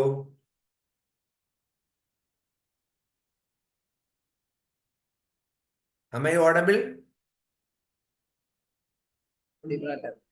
സാറെ, കഴിഞ്ഞ ദിവസം അന്നത്തെ ക്ലാസ് എന്താണ് സബ്ജക്ട് എന്നൊക്കെ ഉള്ളത് ഒന്ന് വിട്ടുപോയി. അപ്പൊ ഒത്തിരി ക്ലാസ്സുകൾ കേൾക്കുന്നുണ്ട്. അപ്പൊ ഒരു ആമുഖം പറഞ്ഞിട്ട് സാറ് ടിപ്സ് പറഞ്ഞാൽ നന്നായിരിക്കും. അത് നമ്മള് ലേണിംഗ് ഡിസബിലിറ്റി ആയിരുന്നു നമ്മൾ പറഞ്ഞത് കഴിഞ്ഞ ദിവസം. അപ്പൊ അന്ന് നമ്മള് ഈ അതിന്റെ ഒരു അപ്രോച്ചും അത് സ്കൂൾ കോളേജ് തലങ്ങളിൽ എങ്ങനെ ഇംപ്ലിമെന്റ് ചെയ്യാന്നൊക്കെ ആയിരുന്നു കൂടുതൽ പറഞ്ഞത്. അവസാനം അപ്പൊ നമ്മള് റെമഡീസിനെ പറ്റി അത് മെൻഷൻ ചെയ്യാൻ ടൈം നമുക്ക് കിട്ടിയില്ല കഴിഞ്ഞ ദിവസം. അപ്പൊ അന്ന് ഏതോ ഒരു ഡോക്ടർ പറഞ്ഞു അത് ടിപ്സ് പറഞ്ഞേ പറ്റൂന്ന് പറഞ്ഞു. അപ്പൊ അതുകൊണ്ട് ഞാനത് അതുകൊണ്ട് ഇതിന്റെ അത് ഇപ്പൊ ഏകദേശം ഇന്നത്തെ വിഷയമായിട്ട് മാച്ച് ഉള്ളതാണല്ലോ. ലേണിംഗ് ഡിസബിലിറ്റിയും എക്സാം ഫോബിയും ഒക്കെ നമ്മുടെ സ്കൂൾ കോളേജ് അല്ലെങ്കിൽ അത് ബ്ലെൻഡ് ആയി പോകുന്ന സബ്ജക്റ്റുകൾ തന്നെയാണ്. ഇപ്പൊ ലേണിംഗ് അല്ല എക്സാം ഫോബിക്ക് നമുക്ക് ഇതിൽ കൂടുതൽ പറയാനായിട്ട് കാര്യങ്ങൾ ഉണ്ടെന്ന് എനിക്ക് തോന്നുന്നില്ല.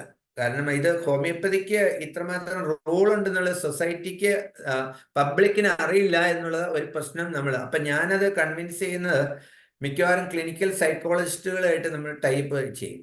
അപ്പൊ ക്ലിനിക്കൽ സൈക്കോളജിസ്റ്റ് ആണ് നമുക്ക് റെഫർ ചെയ്യുള്ളൂ. സൈക്കാട്രിസ്റ്റ് ഒരിക്കലും റെഫർ ചെയ്യാൻ ബുദ്ധിമുട്ടാണ്.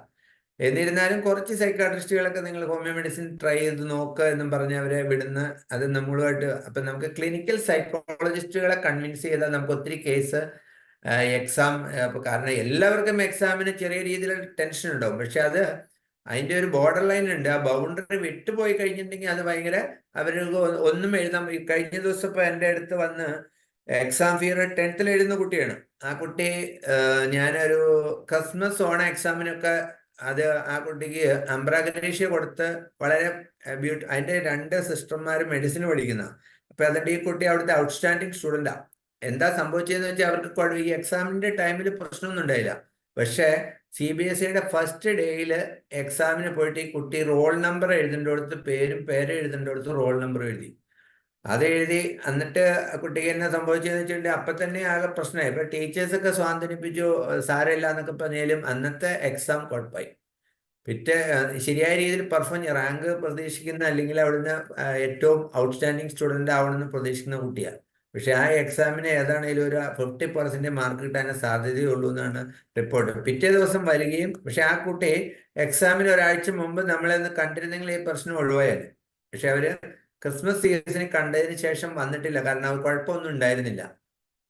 അപ്പൊ അങ്ങനെ നമ്മൾ അവരെ എക്സാമിന് അടുക്കുമ്പോൾ നിങ്ങളൊന്ന് വന്ന് കാണണം എന്ന് നമ്മൾക്ക് പറഞ്ഞു വിടുന്നത് നല്ല. എപ്പോഴും ഏത് എക്സാമിന് പോകുന്നതിന് മുമ്പും.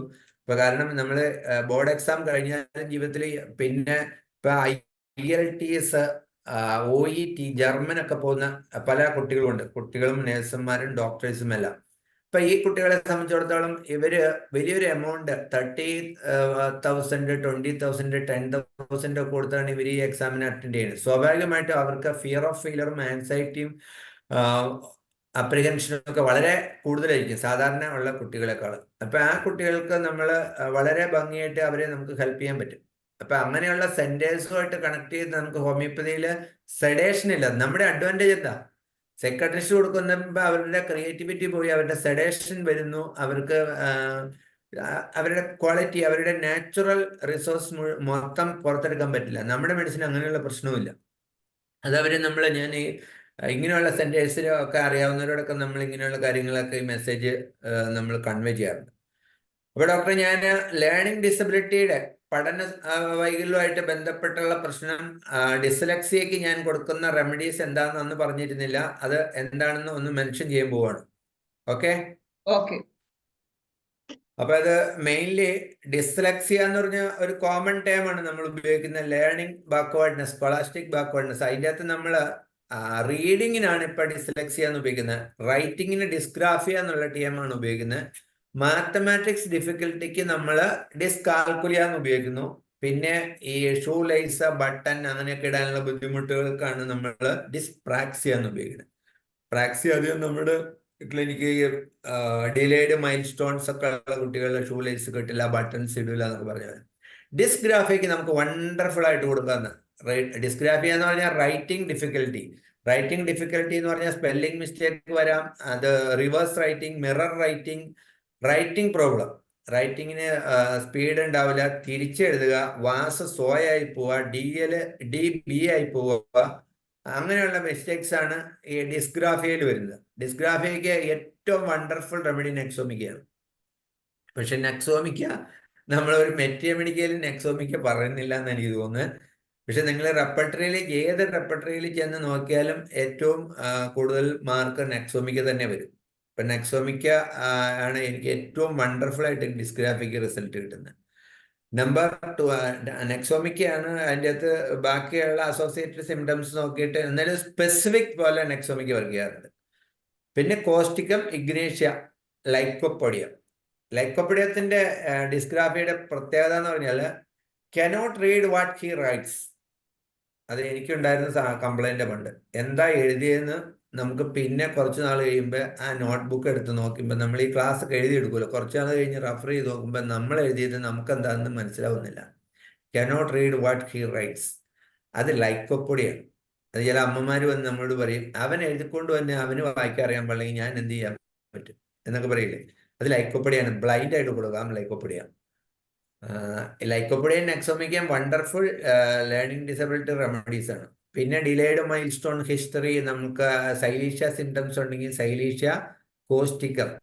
അപ്പൊ ചില കോസ്റ്റിക്കം കുട്ടികൾക്കാണെങ്കിൽ നമുക്ക് അറിയാം അത് എന്നാ നൊക്ടോർണൽ ന്യൂറോസിസോ അല്ലെങ്കിൽ ഡിലേഡ് മൈൽ സ്റ്റോൺസ് ഒക്കെ കാണാം. പിന്നെ ഇമോഷണൽ ചലഞ്ചസ് ഉള്ള ലേണിംഗ് ഡിസബിലിറ്റിയാണ് ഇഗ്നേഷ്യ വരും, ഗ്രീഫ്, അങ്ങനെയുള്ള കാര്യങ്ങൾ. OCD അസോസിയേറ്റഡ് ആണെങ്കിലും വീണ്ടും നെക്സോമിക് തന്നെയാണ്. ഇപ്പൊ ചില കുട്ടികൾ എഴുതുന്നില്ല, എഴുത്ത് വഴങ്ങുന്നില്ല, കൈ ശരിയായി പിടിക്കുന്നില്ല, കൈ കൊണ്ട് നമുക്ക് റൈറ്റിംഗ് ശരിയാവുന്നില്ല എന്നുള്ള രീതിയിൽ വരുന്ന ചില കേസുകളുണ്ട്. അപ്പൊ നമ്മൾ മണലിൽ എഴുതിക്കുന്നു. ഇപ്പൊ നമ്മൾ ആശങ്കളരിയിൽ, അപ്പൊ നമ്മൾ അവരോട് മണലിൽ എഴുതാൻ പറയാം. അപ്പൊ ആശങ്കളരിൽ ആശാൻ ഓർക്കണേ വിരലിന്റെ തുമ്പറ്റത്ത് ഈ ലേണിംഗ് എന്നാണ്. അപ്പൊ നമ്മൾ ലേണിംഗ് സെന്റേഴ്സ് ഉണ്ട് ബ്രെയിനിൽ, അവിടെ നിന്നാണ് ഈ ലേണിംഗ് വരുന്നത് ആക്ച്വലി. അപ്പൊ അവിടെ ഒരു സ്റ്റിമുലേഷൻ കൊടുക്കുക എന്നുള്ളതാണ്. നമുക്ക് ബെസ്റ്റ് റെമഡി എന്ന് പറഞ്ഞിട്ടുണ്ടെങ്കിൽ കോസ്റ്റിക്കം സൈലീഷ്യാണ്. കോസ്റ്റിക്കം സൈലീഷ്യാണ് ലേണിംഗ് ടു റൈറ്റ്. മറ്റ് ഒരിക്കലും എഴുതൂല. റൈറ്റിംഗ് ഡിഫിക്കൽട്ടി അല്ലെങ്കിൽ റൈറ്റിങ്ങിനോട് ഒരു ആപ്റ്റിറ്റ്യൂഡ് ഇല്ലാത്ത പിള്ളേർക്കാണ് നെക്സോമിക് കൊടുക്കുന്നത്. ലേണിംഗ് വഴങ്ങാത്തവര് അതിന് കോസ്റ്റിക്കം സൈലീഷ്യാണ്. ഈ അവേർഷൻ്റെ ലേണിംഗ് ഒക്കെയാണ് നെക്സോമിക്ക വരുന്നത് മെയിൻലി. കോസ്റ്റിക്കം സൈലീഷ്യാണ് ഞാൻ പ്രധാനമായിട്ട് കൊടുക്കാറ്. പിന്നെ ചില കുട്ടികൾ പറയും, ഞാൻ എഴുതി എൻ്റെ കൈ തളർന്നു, കൈ കഴയ്ക്കുന്നു, കൈ മടുത്തു അമ്മയെന്ന് പറയുന്നത് സൈലീഷ്യാണ്. കൈ കഴപ്പ്. സൈലീഷ്യം കൽക്കരിയ കാർബ് നമുക്ക് കൊടുക്കാവുന്നതാണ്. സൈലീഷ്യ കൊടുത്തിട്ട് മാറിയും കൽക്കരിയ കാർബ്, ബറൈറ്റ കാർബ്.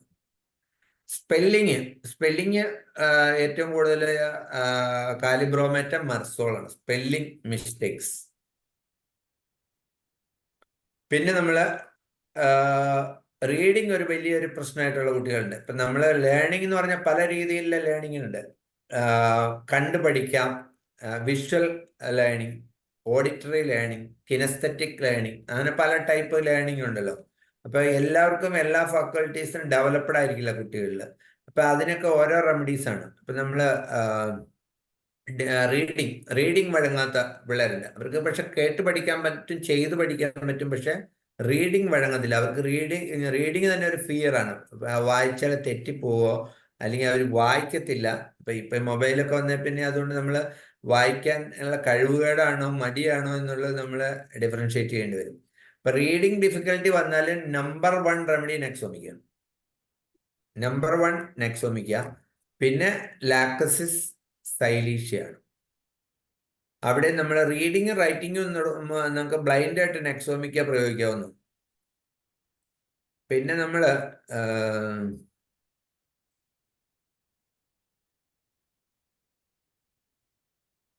ഡിസ്കാൽക്കുലിയ എന്ന് പറഞ്ഞാൽ mathematics, aversion to mathematics, difficulty with mathematics, disability with mathematics. ഇതെല്ലാം നമുക്ക് നമ്പർ 1 റെമഡി സിഫിലിനാണ് ഞാൻ കൊടുക്കാറ്.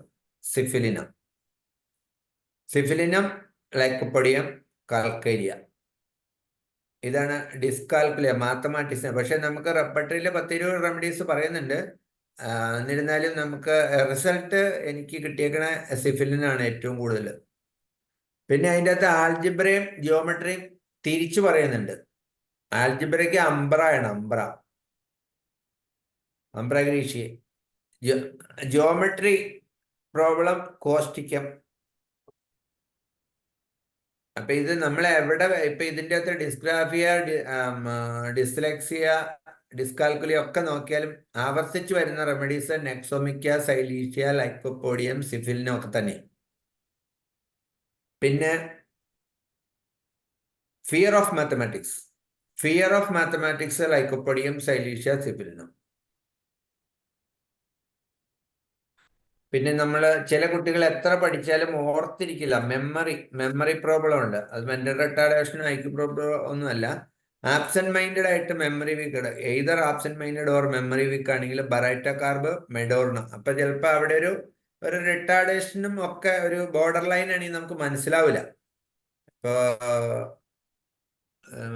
ഐക്യു ലെവൽസ് ഒക്കെ ഒരു 85 ഒക്കെ ആണെങ്കിൽ നമ്മൾ നോർമൽ ആയിട്ട് ബിഹേവ് ചെയ്യും. പക്ഷെ അവർക്ക് ലേണിംഗ് വഴങ്ങാൻ പറ്റുന്ന രീതിയിലുള്ള ഐക്യു ഉണ്ടാവില്ല. പക്ഷെ അവർ ക്രിയേറ്റീവ് ആയിരിക്കും, പല കാര്യങ്ങളും ചെയ്യും, നല്ലതായിട്ട് സംസാരിക്കുകയൊക്കെ ചെയ്യും. പക്ഷെ റൈറ്റിംഗ് റീഡിംഗ് ഒന്നും അത്ര വഴങ്ങില്ല, മെമ്മറി ഒന്നും അത്ര കറക്റ്റ് ആയിരിക്കില്ല. അവർക്ക് നമുക്ക് ബറൈറ്റ കാർബ് മെഡോർണം എത്തുസോഡ്. പിന്നെ ഡേറ്റ് ഓർത്തിരിക്കില്ലാത്തവർക്ക് കോണിയം, സ്പെല്ലിങ് വീണ്ടും ലൈക്കോപ്പൊഡിയം തന്നെ. ലേണിംഗിൽ നമ്മൾ വരുന്ന MR ചിൽഡ്രൻ വരുമ്പോൾ നമുക്ക് എല്ലാവർക്കും അറിയാം ബറൈറ്റ കാർബ്, ഹയോസിയാമസ്, മെഡോറിനം, സിഫിലിനും ഒക്കെ വരുന്നുണ്ട്. ഇതൊക്കെയാണ് LD ആയിട്ട് ബന്ധപ്പെട്ട് നമ്മുടെ. പിന്നെ restless children with learning problem, അതും നെക്സോമിക്ക തന്നെയാണ്. Irritable child, arsenic, nux vomica. പിന്നെ റെസ്റ്റ്ലെസ്നെസ് ഡ്യൂറിങ് സ്റ്റഡി മെഡോർണം. പിന്നെ ഓട്ടിസം നമുക്ക് കിട്ടാറില്ലേ? ഓട്ടിസം കിട്ടും. ഓട്ടിസം എന്ന് നമ്മളത് നമുക്ക് അങ്ങനെ ഒരു പ്രോബബിൾ ഗ്രൂപ്പ് ഓഫ് റെമഡീസ്: കാസിനോസിൻ, സിംഗമെറ്റ്, ലൈക്കോപ്പൊഡിയം, ട്യൂബർകുലിനം, സിഫിലിനം, ടാറൻഡുലയ്ക്ക് പലപ്പോഴും ഓട്ടിസം വിത്ത് ADHD ആയിരിക്കും, സിവിയർ ADHD ആയിരിക്കും ടാറൻഡുല. അതൊക്കെ നമുക്ക് എല്ലാവർക്കും അറിയാവുന്ന കാര്യങ്ങളൊക്കെ തന്നെ. ഇത് റയർ റെമഡീസ് ഒന്നും ഞാൻ അധികം ഉപയോഗിക്കാറില്ല. ഇനി നമുക്ക് ഇന്ററാക്ഷനിലേക്ക് പോകാം ഡോക്ടറെ. ഇനി എന്തെങ്കിലും സംശയങ്ങൾ ഉണ്ടെങ്കിൽ ഞാൻ എനിക്കറിയാവുന്ന രീതിയിൽ പറഞ്ഞുതരാം. ഓക്കെ ഡോക്ടറെ, നമുക്ക് ഇന്ററാക്ഷന്റെ സമയമാണ്. ഡോക്ടറോട് എന്തെങ്കിലും സംശയങ്ങൾ ചോദിക്കാൻ ഉള്ളവർ ഓരോരുത്തരായി ഹാൻഡ് റൈസ് ചെയ്യുക. എന്തെങ്കിലും ഇന്നത്തെ ക്ലാസ്സിനെ കുറിച്ച് അഭിപ്രായങ്ങൾ പറയാനുണ്ടെങ്കിലും ഹാൻഡ് റൈസ് ചെയ്ത് പറയാം. ഇന്ററാക്ഷൻ ഉള്ള സമയമാണ്. ഓരോരുത്തരായിട്ട് വന്നാൽ നമുക്ക് സാറിനോട് സംശയങ്ങൾ ചോദിക്കാം.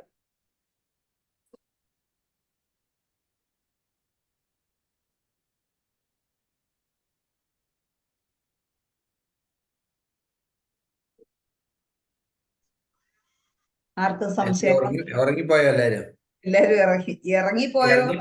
ഉറങ്ങിപ്പോയതോ? ഇറങ്ങിപ്പോകാനാണ് സാധ്യത.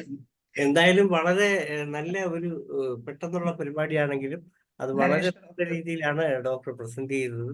കാരണം ഈ ഓരോ മെഡിസിന്റെയും ഈ കറക്റ്റുള്ള ഇൻഡിക്കേഷൻ എങ്ങനെയാണെന്നുള്ളത് കാണിച്ചു തന്നു.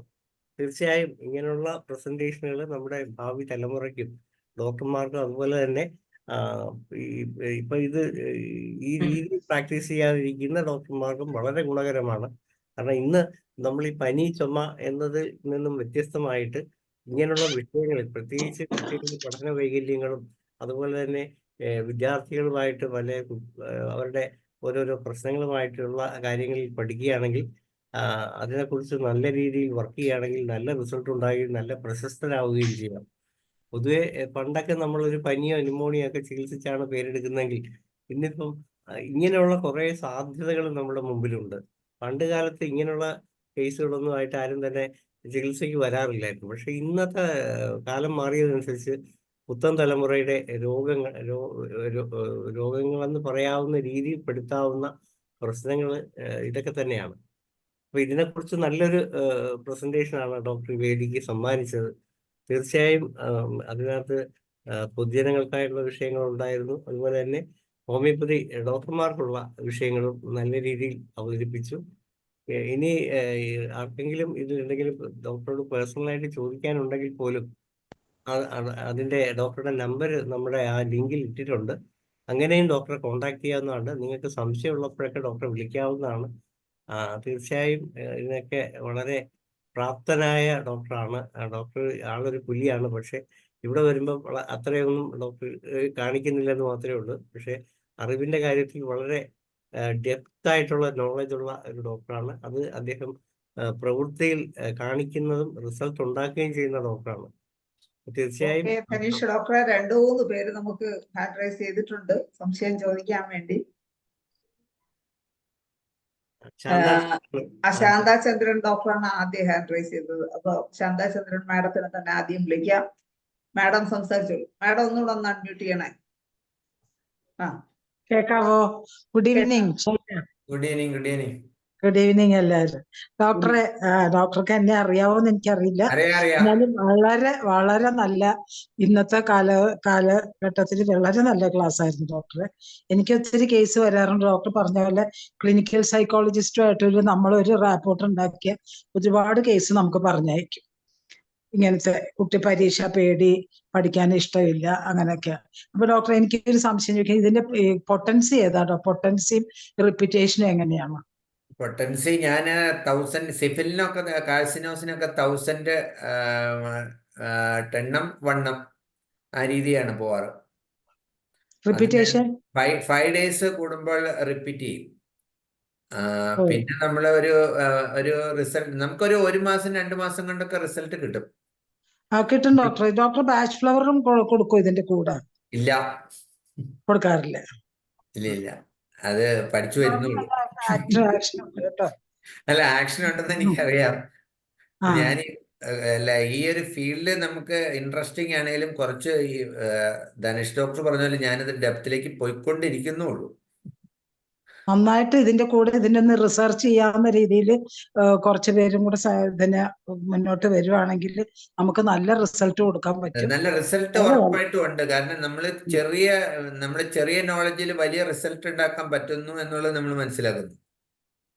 കുറുപ്പ് ഡോക്ടറും ഇതിന്റെ നല്ലപോലെ കുറുപ്പ് ഡോക്ടറും നല്ല ഇതുപോലെ കഴിഞ്ഞ ദിവസത്തെ ക്ലാസ്സിൽ പറഞ്ഞിരുന്നു ഞങ്ങൾ സൂയിസൈഡിനെ പറ്റി പറഞ്ഞപ്പോ.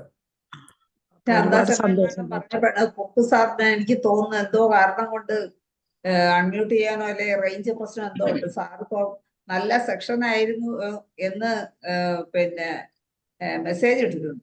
സാറിന് വരാൻ പറ്റുന്നില്ല. ഇന്നലെ അൺമ്യൂട്ട് ചെയ്യാൻ പറ്റിയില്ല. അതുകൊണ്ടായിരിക്കും വരാത്തതെന്ന് ഞാൻ വിചാരിക്കുന്നു. മാഡം കഴിഞ്ഞു. ഇനി ഇതുവരെ ചോദിക്കാനുണ്ടോ? ഇല്ല. Thank you. പൊട്ടൻസിയുടെ കാര്യമായിരുന്നു ചോദിക്കാൻ. പൊട്ടൻസി റിപ്പീറ്റേഷൻ 5 days റിപ്പീറ്റ് ചെയ്യുന്ന പറഞ്ഞപ്പോ ഇത് പെട്ടെന്ന് റിസൾട്ട് കിട്ടേണ്ട ഒരു കേസല്ലേ? പെട്ടെന്ന് ഞാൻ സാറിന് നമ്മൾ 15 ദിവസത്തേക്ക് മെഡിസിൻ കൊടുക്കുക, അല്ലെങ്കിൽ 30 days ആണ് കൊടുക്കുന്നത്. അപ്പൊ നമുക്ക് ഒരു എന്താണേലും ഒരു 70-80% റിസൾട്ട് ഗ്യാരണ്ടീഡ് ആണ്. കാരണം വേറെ ഒരു സിസ്റ്റത്തിലും അങ്ങനെ കൊടുക്കാൻ പറ്റില്ല എന്നുള്ളതാണ് വേറെ. ഇപ്പൊ ഈ ലേണിംഗ് പ്രോബ്ലം ആയിട്ട് ഇപ്പൊ റൈറ്റിംഗ് ഇപ്പൊ എഴുതില്ലാത്ത കുട്ടികൾക്കൊക്കെ നമ്മൾക്ക് നെക്സോമിക്കയിലൊക്കെ, അതുപോലെ സ്പീച്ച് തെറാപ്പിസ്റ്റ് 3 years ഒക്കെ നോക്കിയിട്ട് നടക്കാത്ത നമ്മുടെ ജൽസീമിയം, കോസ്റ്റിക്കം, മിഗ്നേഷ്യ, ഓപ്പിയം അങ്ങനെയുള്ള ചില ഇമോഷണൽ ബ്ലോക്ക് ആണെങ്കിൽ നമ്മുടെ റെമഡി കൊണ്ട് പെട്ടെന്ന് സ്പീച്ച് ആവും. പക്ഷെ നമ്മൾ സ്പീച്ച് തെറാപ്പിസ്റ്റ് 2 year ഒക്കെ ചെയ്തിട്ട് നമ്മൾ 2 months കൊണ്ട് റിസൾട്ട് കൊടുത്ത കേസുകളുണ്ട്. അത് എല്ലാവർക്കും അറിയാവുന്ന റെമഡി ഉള്ളൂ. റയർ റെമഡി ഒന്നും ഞാൻ ഉപയോഗിക്കാറില്ല. പോളിക്രസ്റ്റ് റെമഡീസ്.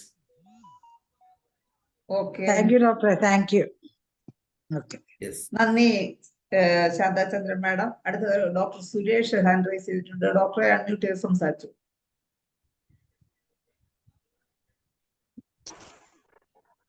നമസ്കാരം, കേൾക്കാമോ?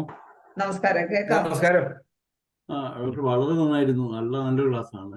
ഒരുപാട് ഇപ്പം ഇത്തരം ഈ സൈക്കോളജിക്കൽ കേസസ് വളരെ കൂടുതലുമാണ്. പലപ്പോഴും ഇതിന്റെ ആവശ്യകത വളരെ കൂടുതലായിട്ട് വന്നിട്ടുള്ള ഒരു കണ്ടീഷൻസ് ഉണ്ട്.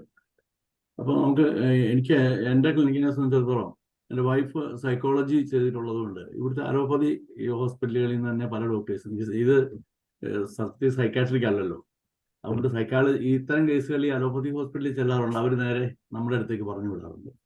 വൈഫിന്റെ ബോർഡ് വെച്ചിട്ടായി വിടുന്ന മിക്കവാറും. കാരണം വെച്ചാൽ സൈക്കോളജി, MSc സൈക്കോളജി എന്നുള്ളൊരു കാണുന്നതുകൊണ്ട് അങ്ങനെ വിടാറുണ്ട്. അവിടെയൊക്കെ നമ്മൾ ഈ ഹോമിയോ മെഡിസിനാണ് കൊടുക്കുന്നത്. ഹോമിയോ മെഡിസിൻ ഭയങ്കരമായ റിസൾട്ട് കിട്ടുന്നുണ്ട്. എസ്പെഷ്യലി ബാച്ച് ഫ്ലവർ റെമഡിക്ക് നല്ല ആക്ഷൻ കിട്ടാറുണ്ട്. അത് പിന്നെ ഡോക്ടർ ഇപ്പോൾ പറഞ്ഞു തന്നതിനകത്ത് ഈ ഫിയറും ഇമോഷൻസും തമ്മിൽ എങ്ങനെയാണ് ഡിഫറൻഷിയേറ്റ് ചെയ്യുന്ന, ഏത് രീതിയിലാണത്? എനിക്കത് വളരെ ക്ലിയർ ആയിട്ട് ഇമോഷൻ എന്ന് പറഞ്ഞില്ലേ ഡോക്ടർ? ഇമോഷൻസ് നമ്മളിപ്പോ fear, anxiety with fear, freight with fear, ailments from fear, ailments from freight, anxiety with depression, anxiety with grief. അങ്ങനെ നമുക്ക് ഈ ബോറിക്കിലൊക്കെ തിരിച്ച് പറയുന്നുണ്ട് അങ്ങനെ. അപ്പൊ നമുക്ക് അതിൻ്റെ അകത്ത് കുറെ റെമഡീസ്, പക്ഷെ എങ്ങനെയാണെങ്കിലും നമ്മൾ ഈ പറഞ്ഞ റെമഡീസിൽ തന്നെ വരും അത്. അതിനകത്ത് ഈ ആങ്സൈറ്റിയും ഫിയറും കൂടെ തമ്മിൽ എങ്ങനെയാണ് ഡോക്ടർ ഒരു കുട്ടിക്ക് എക്സാം ഫിയർ? ആൻസൈറ്റിയുടെ അതിന്റെ ഗ്രേഡ് എന്ന് പറഞ്ഞാൽ, ആൻസൈറ്റി എന്ന് പറഞ്ഞ ഒരു ഉത്കണ്ഠ മാത്രമേ ഉള്ളൂ. ഫിയർ എന്ന് പറഞ്ഞാൽ ഒരു അൺനാച്ചുറലാ. ഇപ്പൊ നമുക്ക് പരീക്ഷ വരുമ്പോൾ അതിലപ്പുറം ഞാൻ പറഞ്ഞില്ലേ, ഈ പുഴയുടെ അക്കരെ നിൽക്കണ പട്ടിയുടെ തൊടല് പൊട്ടിപ്പോയി പുഴ വറ്റിപ്പോയി പട്ടീനെ കടിക്കൂ എന്ന് പറയുമ്പോഴാണ് അത് ഫ്രൈറ്റ് ആവുന്നത്, ഭീതിയാവുന്നത്. മറ്റൊരു സാധാരണ ഒരു ആൻസൈറ്റി എന്ന് വെച്ചാൽ സിറ്റുവേഷൻ ആൻസൈറ്റി നോർമലാണ്. നമുക്ക് എല്ലാവർക്കും ഒരു പാമ്പിനെ കണ്ടു, അപ്പൊ നമ്മളൊരു ആൻസൈറ്റി, ഒരു ഫിയർ എന്ന് പറഞ്ഞാൽ അത് നമ്മൾ കെയർഫുൾ അല്ലെങ്കിൽ അത് നമ്മൾ ചിലപ്പോൾ കടിക്കുന്നിരിക്കും. അപ്പോ അങ്ങനെ നമ്മള് അതിന്റെ കാര്യമുണ്ടോ? അപ്പൊ നമുക്കൊരു ആൾക്ക് പുലിനെ കാണുമ്പോ പേടിയില്ല, പാറ്റേനെ കാണുമ്പോ പേടി എന്ന് പറയുന്ന ഒരു അവസ്ഥ കാണാറുണ്ടല്ലോ. ഇപ്പൊ ഫോബിയാസ് നമുക്ക് ഒത്തിരി വേണമെങ്കിൽ ഡിക്ഷണറി നോക്കിയാൽ നമുക്ക് കേട്ടില്ലാത്ത 10-100 ടൈപ്പ് ഫോബിയാസ് ഉണ്ട്. നമ്മൾ അതിനെപ്പറ്റി ഒന്നും പഠിക്കേണ്ട കാര്യങ്ങളില്ല. നമ്മൾക്ക് ഈ പറഞ്ഞ കാര്യങ്ങൾ വെച്ച് ആൻസൈറ്റിയും ഡിപ്രഷനും ഫിയറും അങ്ങനെയൊക്കെ വെച്ച് ഡിഫറൻഷിയേറ്റ് ചെയ്യുമ്പോൾ തന്നെ നമ്മുടെ റെമഡീസ് ഈ പറഞ്ഞ ഇമോഷൻ, നമ്മുടെ ഇഗ്നേഷ്യ, ഓർമറ്റ്, നൈട്രമോർ, സ്റ്റാഫിസാഗരിയ, കാസിനോസിൻ, ആഴ്സനിക്, ജൽസീമ, അർജുനേട്രിക്കം, ഈ പറഞ്ഞ ഒരു 10-30 മെഡിസിനിൽ തന്നെ നിന്ന് റിസൾട്ട് വരും. ഓക്കെ, സുരേഷ് ഡോക്ടർ, ഇന്ന് സമയം പരിമിതിയുണ്ട്, ഒത്തിരി പേര് ഹാൻഡ് റൈസ് ചെയ്തിട്ടുണ്ട്. ആയിക്കോട്ടെ. Okay, thank you doctor, thank you very much. Okay Suresh ഡോക്ടറെ. അടുത്തത് റൈനി അനിൽ ഡോക്ടറാണ് ഹാൻഡ് റൈസ് ചെയ്ത്. അൺമ്യൂട്ട് സംസാരിച്ചോളൂ ഡോക്ടർ, എല്ലാവർക്കും ഈ 2 മിനിറ്റ്. ഹലോ ഡോക്ടറെ, ഗുഡ് ഈവനിങ് ഡോക്ടറെ. ഗുഡ് ഈവനിങ് ഡോക്ടറെ, ഒരു നോക്ടർണൽ ന്യൂറോസിസിന്റെ കേസ് ഡോക്ടർ ഇപ്പൊ പറഞ്ഞായിരുന്നല്ലോ, കോസ്റ്റിക്കം കൊടുത്തത്. അപ്പൊ ആ കോസ്റ്റിക്കം നമ്മൾ എത്ര ദിവസം കൊടുക്കണം? ഏത് കേസായിരുന്നു? നോക്ടർണൽ ന്യൂറോസിസ്.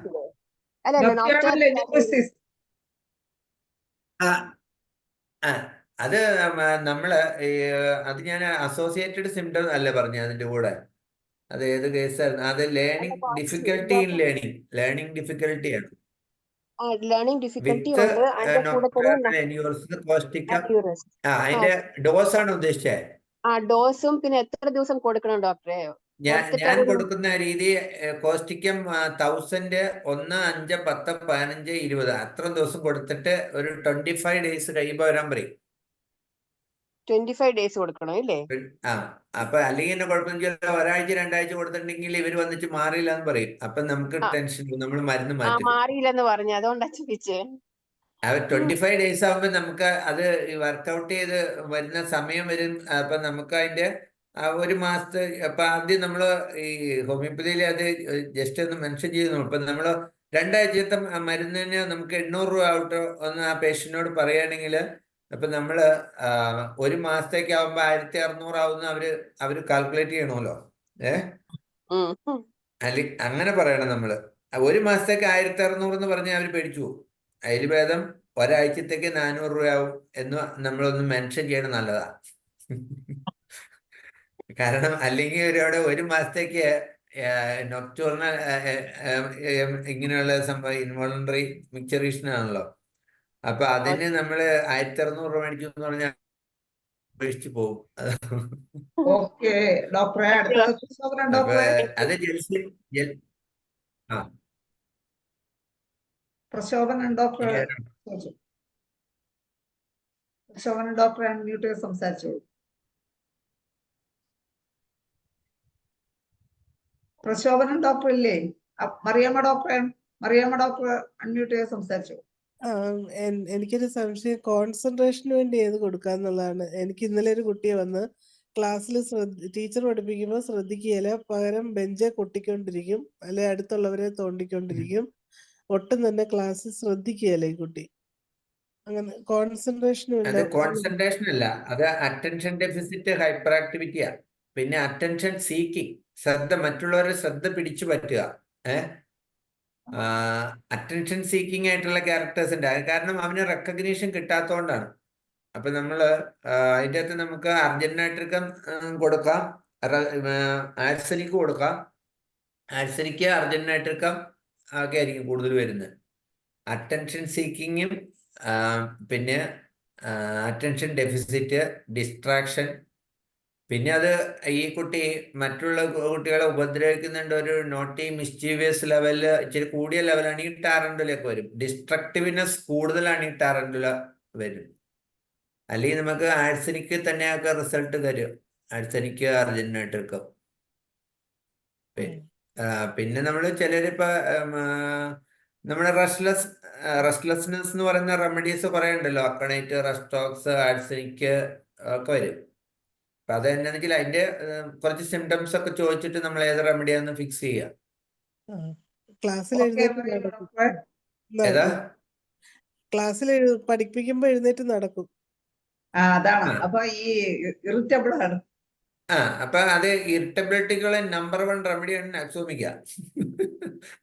അപ്പൊ നമ്മളെപ്പോഴും വയറ് കംപ്ലൈന്റിന് നെക്സോമിക്ക കൊടുക്കാതെ, ഈ നെക്സോമിക്കയുടെ മൈൻഡ് എന്ന് പറഞ്ഞാൽ ഭയങ്കര കോംപ്ലക്സ് റെമഡിയാണ് നെക്സോമിക്ക. ഈ LD-യിൽ എനിക്ക് ഏറ്റവും കൂടുതൽ റിസൾട്ട് തരുന്ന റെമഡിയാണ് നെക്സോമിക്ക, ലൈക്കോപ്പൊഡിയം, സിഫിലിനം, സൈലീഷ്യ. ആഴ്സനിക്കൊന്നും അധികം ഞാൻ കൊടുക്കാറുള്ളത്.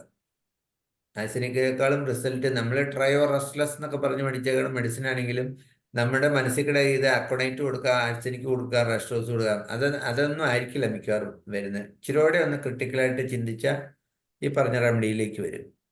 ഓക്കെ, പ്രശോഭനൻ ഡോക്ടറെ ചോദിച്ചോളൂ. ഹലോ, കേൾക്കാമല്ലോ അല്ലേ?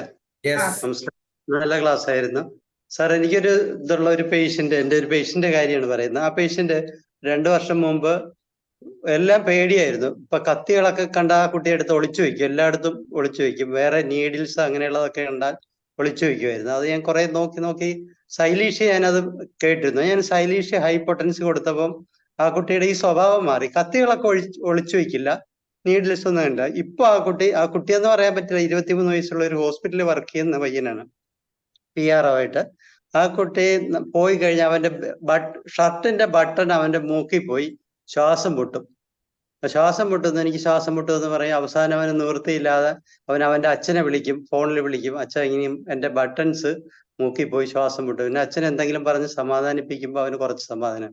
പിന്നെ അവൻ സ്റ്റെയർ കേസിൽ പോകുമ്പോൾ, സ്റ്റെയർ കേസ് കയറുമ്പോൾ ഗ്ലാസ് ഇട്ടതാണ്, ആ ഗ്ലാസിന്റെ പൊട്ടിയിട്ട് അവന്റെ മൂക്കിൽ കയറി. അപ്പോഴും ഇത് അവനറിയാൻ പൊട്ടിയിട്ടില്ലെന്ന്, പക്ഷെ അവൻ പിന്നെയും ഇത് തന്നെ പറഞ്ഞിട്ടുണ്ട്, അത് പൊട്ടി, എനിക്ക് ശ്വാസം മുട്ടുന്നു. പിന്നെ അവസാനം നിവൃത്തി, കൂട്ടുകാരോടൊന്നും പറയാനും പറ്റില്ല, അച്ഛനെ ഫോണിൽ വിളിച്ചിട്ടാണേലും അവൻ ഇത് പറയും, എനിക്ക് ശ്വാസം മുട്ടണം, ഇങ്ങനെ സ്റ്റെയർ കേസിലെ ഗ്ലാസ് പൊട്ടി. അവന് തന്നെ അറിയാൻ പൊട്ടിയിട്ടില്ലെന്ന്, പക്ഷെ ആ കുട്ടി ഇത് തന്നെ പറഞ്ഞിട്ടിരിക്കും. അങ്ങനെ ഒരു കേസ്. ഏത് സാധനം വന്നാലും അവന്റെ മൂക്കിൽ പോയി അവന് ശ്വാസം മുട്ടുന്നു. അതാണ് അതെ, ഡെലൂഷൻ വരുന്നുണ്ട് അവിടെ. അപ്പൊ നമ്മുടെ ഡെലൂഷനാണ് നമ്മുടെ മൈൻഡിലെ ഏറ്റവും വലിയ ചാപ്റ്റർ. അപ്പൊ ആ ഡെലൂഷൻ ഈ പറഞ്ഞ സിംറ്റംസ് തന്നെ അതുപോലെ തന്നെ എഴുതി വെച്ചിട്ടുണ്ട് റെപ്പർട്ടറിയില്. അപ്പൊ നമ്മള് ആ രീതിയിൽ നമുക്ക് സൈലീഷ്യ, സ്പൈജീലിയ, അർജന്റൈട്രിക്കം, അംബ്രയൊക്കെ വരുന്നുണ്ട് അതിൻ്റെ അകത്ത്. അപ്പൊ അത് ഒന്നുകൂടെ ഒന്ന് ക്രിട്ടിക്കലായിട്ട് ഈ പറഞ്ഞ സിംറ്റം തന്നെ നമുക്ക് വായിക്കാൻ പറ്റും. ഡെലൂഷൻ മൊത്തം വായിക്കണമെങ്കിൽ ഒത്തിരി സമയം വേണം. മറ്റേ കത്തികൾ ഒളിച്ചു വെക്കുന്നതല്ല, സൈലീഷ് ഹൈ പൊട്ടൻസി സ്പൈജീലിയം, സൈലീഷ്യം പറയുന്നുണ്ട്. പിന്നെ നമുക്ക് ഇതിങ്ങനെ ഒരു സെൻസേഷൻ ആസിഫ് എന്ന് പറഞ്ഞൊരു ബുക്കില്ലേ, ഒരു ബുക്ക് ഉണ്ടല്ലോ, ആ ബുക്കിലും നമുക്ക് ഇങ്ങനെയുള്ള ചില സിംറ്റംസ് നമുക്ക് സമയം കൊണ്ട് സെർച്ച് ചെയ്യാം. ഇപ്പൊ നമുക്ക് മൊബൈലിൽ തന്നെ ഇതൊക്കെ ഉള്ളതുകൊണ്ട് നമുക്ക് ഇച്ചിരി ഈസി ആണല്ലോ പഴയ കാലത്തേക്കാളും. അപ്പൊ അതിൻ്റെ എനിക്ക് തോന്നുന്ന അർജന്റൈട്രിക്കം ഒന്ന് കൊടുത്തു ചേഞ്ച് വന്നിട്ടുണ്ട്. പിന്നെ കാസിനോസിൻ നോക്കാം. ഡോക്ടറെ അടുത്തത് സോയ ഈപ്പൻ ഡോക്ടറാണ്. ഡോക്ടർ ചോദിച്ചോളൂ. Good evening doctor. എനിക്കൊരു സംശയം ചോദിക്കാനുള്ളത്, എൻ്റെ അടുത്തൊരു പേഷ്യന്റ് വന്നു. ആ കൊച്ചിന്റെ ഫാദറിന് ഈ കുട്ടി ഉണ്ടാകുന്ന തൊട്ട് മുമ്പ് റുമാറ്റിക് കംപ്ലൈൻസ് വന്നു. അതിന് മുമ്പ് ഉണ്ടായിരുന്നതല്ല, ഈ കുട്ടി ഉണ്ടാകുന്ന സമയത്താണ് റുമാറ്റിക് കംപ്ലൈൻസ് വന്നത്. അപ്പൊ ആ റുമാറ്റിക് കംപ്ലൈൻസ് ഈ കുട്ടിക്കും ഉണ്ട്. അപ്പം ഈ കൊച്ചിന്റെ മൂത്ത കുട്ടിക്ക് ഇതിന്റെ കംപ്ലൈൻസ് ഒന്നും ഇല്ല, പഠിക്കുകയൊക്കെ ചെയ്യും. ഈ കൊച്ചിന് ഡിസ്ലെക്സിയ ഉണ്ട്, ഡിസ്ഗ്രാഫിയ ഉണ്ട്. ഒരു 9ാം ക്ലാസ്സിൽ പഠിക്കുന്ന കുട്ടിയാണ്. ആ കുട്ടിയുടെ ഫാദറിന് ഈ കുട്ടി ഉണ്ടാവുന്ന സമയത്ത് ഈ കുട്ടി ഉണ്ടാവുന്ന സമയത്ത്, അതായത് ഈ കൊച്ചിനെ പ്രഗ്നന്റ് ആവണ സമയത്ത് കൊച്ചിന്റെ ഫാദറിന് റുമാറ്റിക് കംപ്ലൈൻസ് വന്നിരുന്നു. കുട്ടിക്ക് എന്താ കംപ്ലൈന്റ്? ഏതാ കുട്ടിക്ക് എന്താ കംപ്ലൈന്റ്? ഡിസ്ലെക്സിയ ഉണ്ട്, ഗ്രാഫിയ ഉണ്ട്, ഡിസ്കാക്കലിയ ഉണ്ട്, മൂന്നും ഉണ്ട്. അച്ഛന് റുമാറ്റിക് കംപ്ലൈൻസ് വന്നു എന്നുള്ളത് വലിയൊരു പോയിന്റ് ആയിട്ട് നമുക്ക് എടുക്കാനില്ല. അമ്മയുടെ ഇമോഷണൽ സ്റ്റാറ്റസ് ഈ കുട്ടിക്ക് റുമാറ്റിക് കംപ്ലൈൻസ് ഉണ്ട്. അപ്പൊ നമുക്ക് മെഡോറിനെ നോക്കാം, കൽക്കേരിയ നോക്കാം. ആ 2 ഗ്രൂപ്പായിരിക്കും വരുന്നത്. ഈ നോസോട്സ് എപ്പോഴും നമുക്ക് വണ്ടർഫുൾ റിസൾട്ട് കാണിക്കും. സിഫിലിനും ട്യൂബർക്കുലിനും, ഇപ്പൊ ADHD ഒക്കെ ട്യൂബർക്കുലിന് ഞാൻ വിട്ടുപോയ മെഡിസിൻ ആയിട്ട് പറയാൻ. ADHD ഹൈപ്പർ ആക്ടിവിറ്റി ഇല്ലേ, അത് അതിൻ്റെ അകത്ത് ഡിസ്ട്രക്ഷൻ കൂടുതലാണ് ഈ സിഫിലിനും മെഡോറിനും വരുന്നത്, അല്ലെങ്കിൽ ട്യൂബർക്കുലിനായിരിക്കും ഒരു സോറിക് ലെവലൊക്കെ വരുമ്പോ. അപ്പൊ ഇതിൻ്റെ അകത്ത് നമുക്ക് പിന്നെ അമ്മയുടെ ഇമോഷണൽ സ്റ്റാറ്റസ് എപ്പോഴും ചോദിക്കുന്നത് വളരെ ഗുണം ചെയ്യും. അമ്മ ഡിപ്രസ്ഡ് ആയിരുന്നോ, നെഗ്ലക്റ്റഡ് ആയിരുന്നോ, വറീഡ് ആയിരുന്നോ, അൺഹാപ്പി ആയിരുന്നോ, ജെലസ് ഉണ്ടായിരുന്നു, എന്തായിരുന്നു ഇമോഷണൽ സ്റ്റാറ്റസ് എന്ന്. അതിന് പ്രൊപ്പോർഷണൽ ആയിട്ടുള്ള റെമഡി നമുക്ക് സെലക്ട് ചെയ്യാൻ പറ്റും. അപ്പൊ അങ്ങനെ ചോദിക്കുന്നത് തന്നെ ആ പേഷ്യന്റിനെ കൺവിൻസ് ചെയ്യാനും നല്ലതാണ്. ആ പാരന്റിന് അത് മിക്കവാറും എന്തെങ്കിലും കുഴപ്പമൊക്കെ ഇല്ലാത്ത പ്രഗ്നൻസി ഉണ്ടാവുമല്ലോ. ഞാൻ കുട്ടിയുടെ മദറിന് കുഴപ്പമൊന്നും ചോദിച്ചിട്ട് ഒന്നും പറഞ്ഞില്ല, പ്രത്യേകിച്ച് ഒന്നും പറഞ്ഞില്ല. ഫാദറിനാണ് ആ ടൈമിൽ. ഞാൻ വേറൊരു കാര്യം ചോദിച്ചു വന്നപ്പോഴാണ് ഫാദറിന് ആ സമയത്ത് റുമാറ്റിക് കംപ്ലൈൻസ് ഉണ്ടായിരുന്നു എന്നുള്ളത് അറിഞ്ഞത്. അപ്പൊ ഈ ഫാദറിന്റെ മുഖത്ത് ഒരു കറുത്ത പാടുണ്ട് 2 കവിളിലും. അപ്പൊ ഇതേപോലെ തന്നെ കൊച്ചിന് ദേഹം മുഴുവനും ഒരു ഇരുളിച്ച പോലെയുണ്ട്. അപ്പൊ നമുക്ക് സെപ്പിയ, കാസിനോസിൻ, നാട്രമോറും പരിഗണിക്കാവുന്നതാണ്. പറഞ്ഞു കൊടുത്തോണ്ടെങ്കിൽ പറഞ്ഞ റെമഡി വെച്ചിട്ട് എങ്ങനെ കൈ രണ്ടും ഇങ്ങനെ തിരുമിക്കൊണ്ടിരിക്കും ബലം പഠിപ്പിക്കാൻ നേരം. അതും കൽക്കരിയ വരുന്നുണ്ട്. അപ്പൊ അത് നമ്മളെ ഈ വെറുതെ നമ്മൾ സ്പെസിഫിക് ആക്കാതെ നമ്മൾ ഈ പറഞ്ഞ റെമഡി ഒന്ന് ഡിഫറൻഷിയേറ്റ് ചെയ്ത് നോക്കുമ്പോൾ റെമഡി കറക്റ്റ് ആയിട്ട് വരും.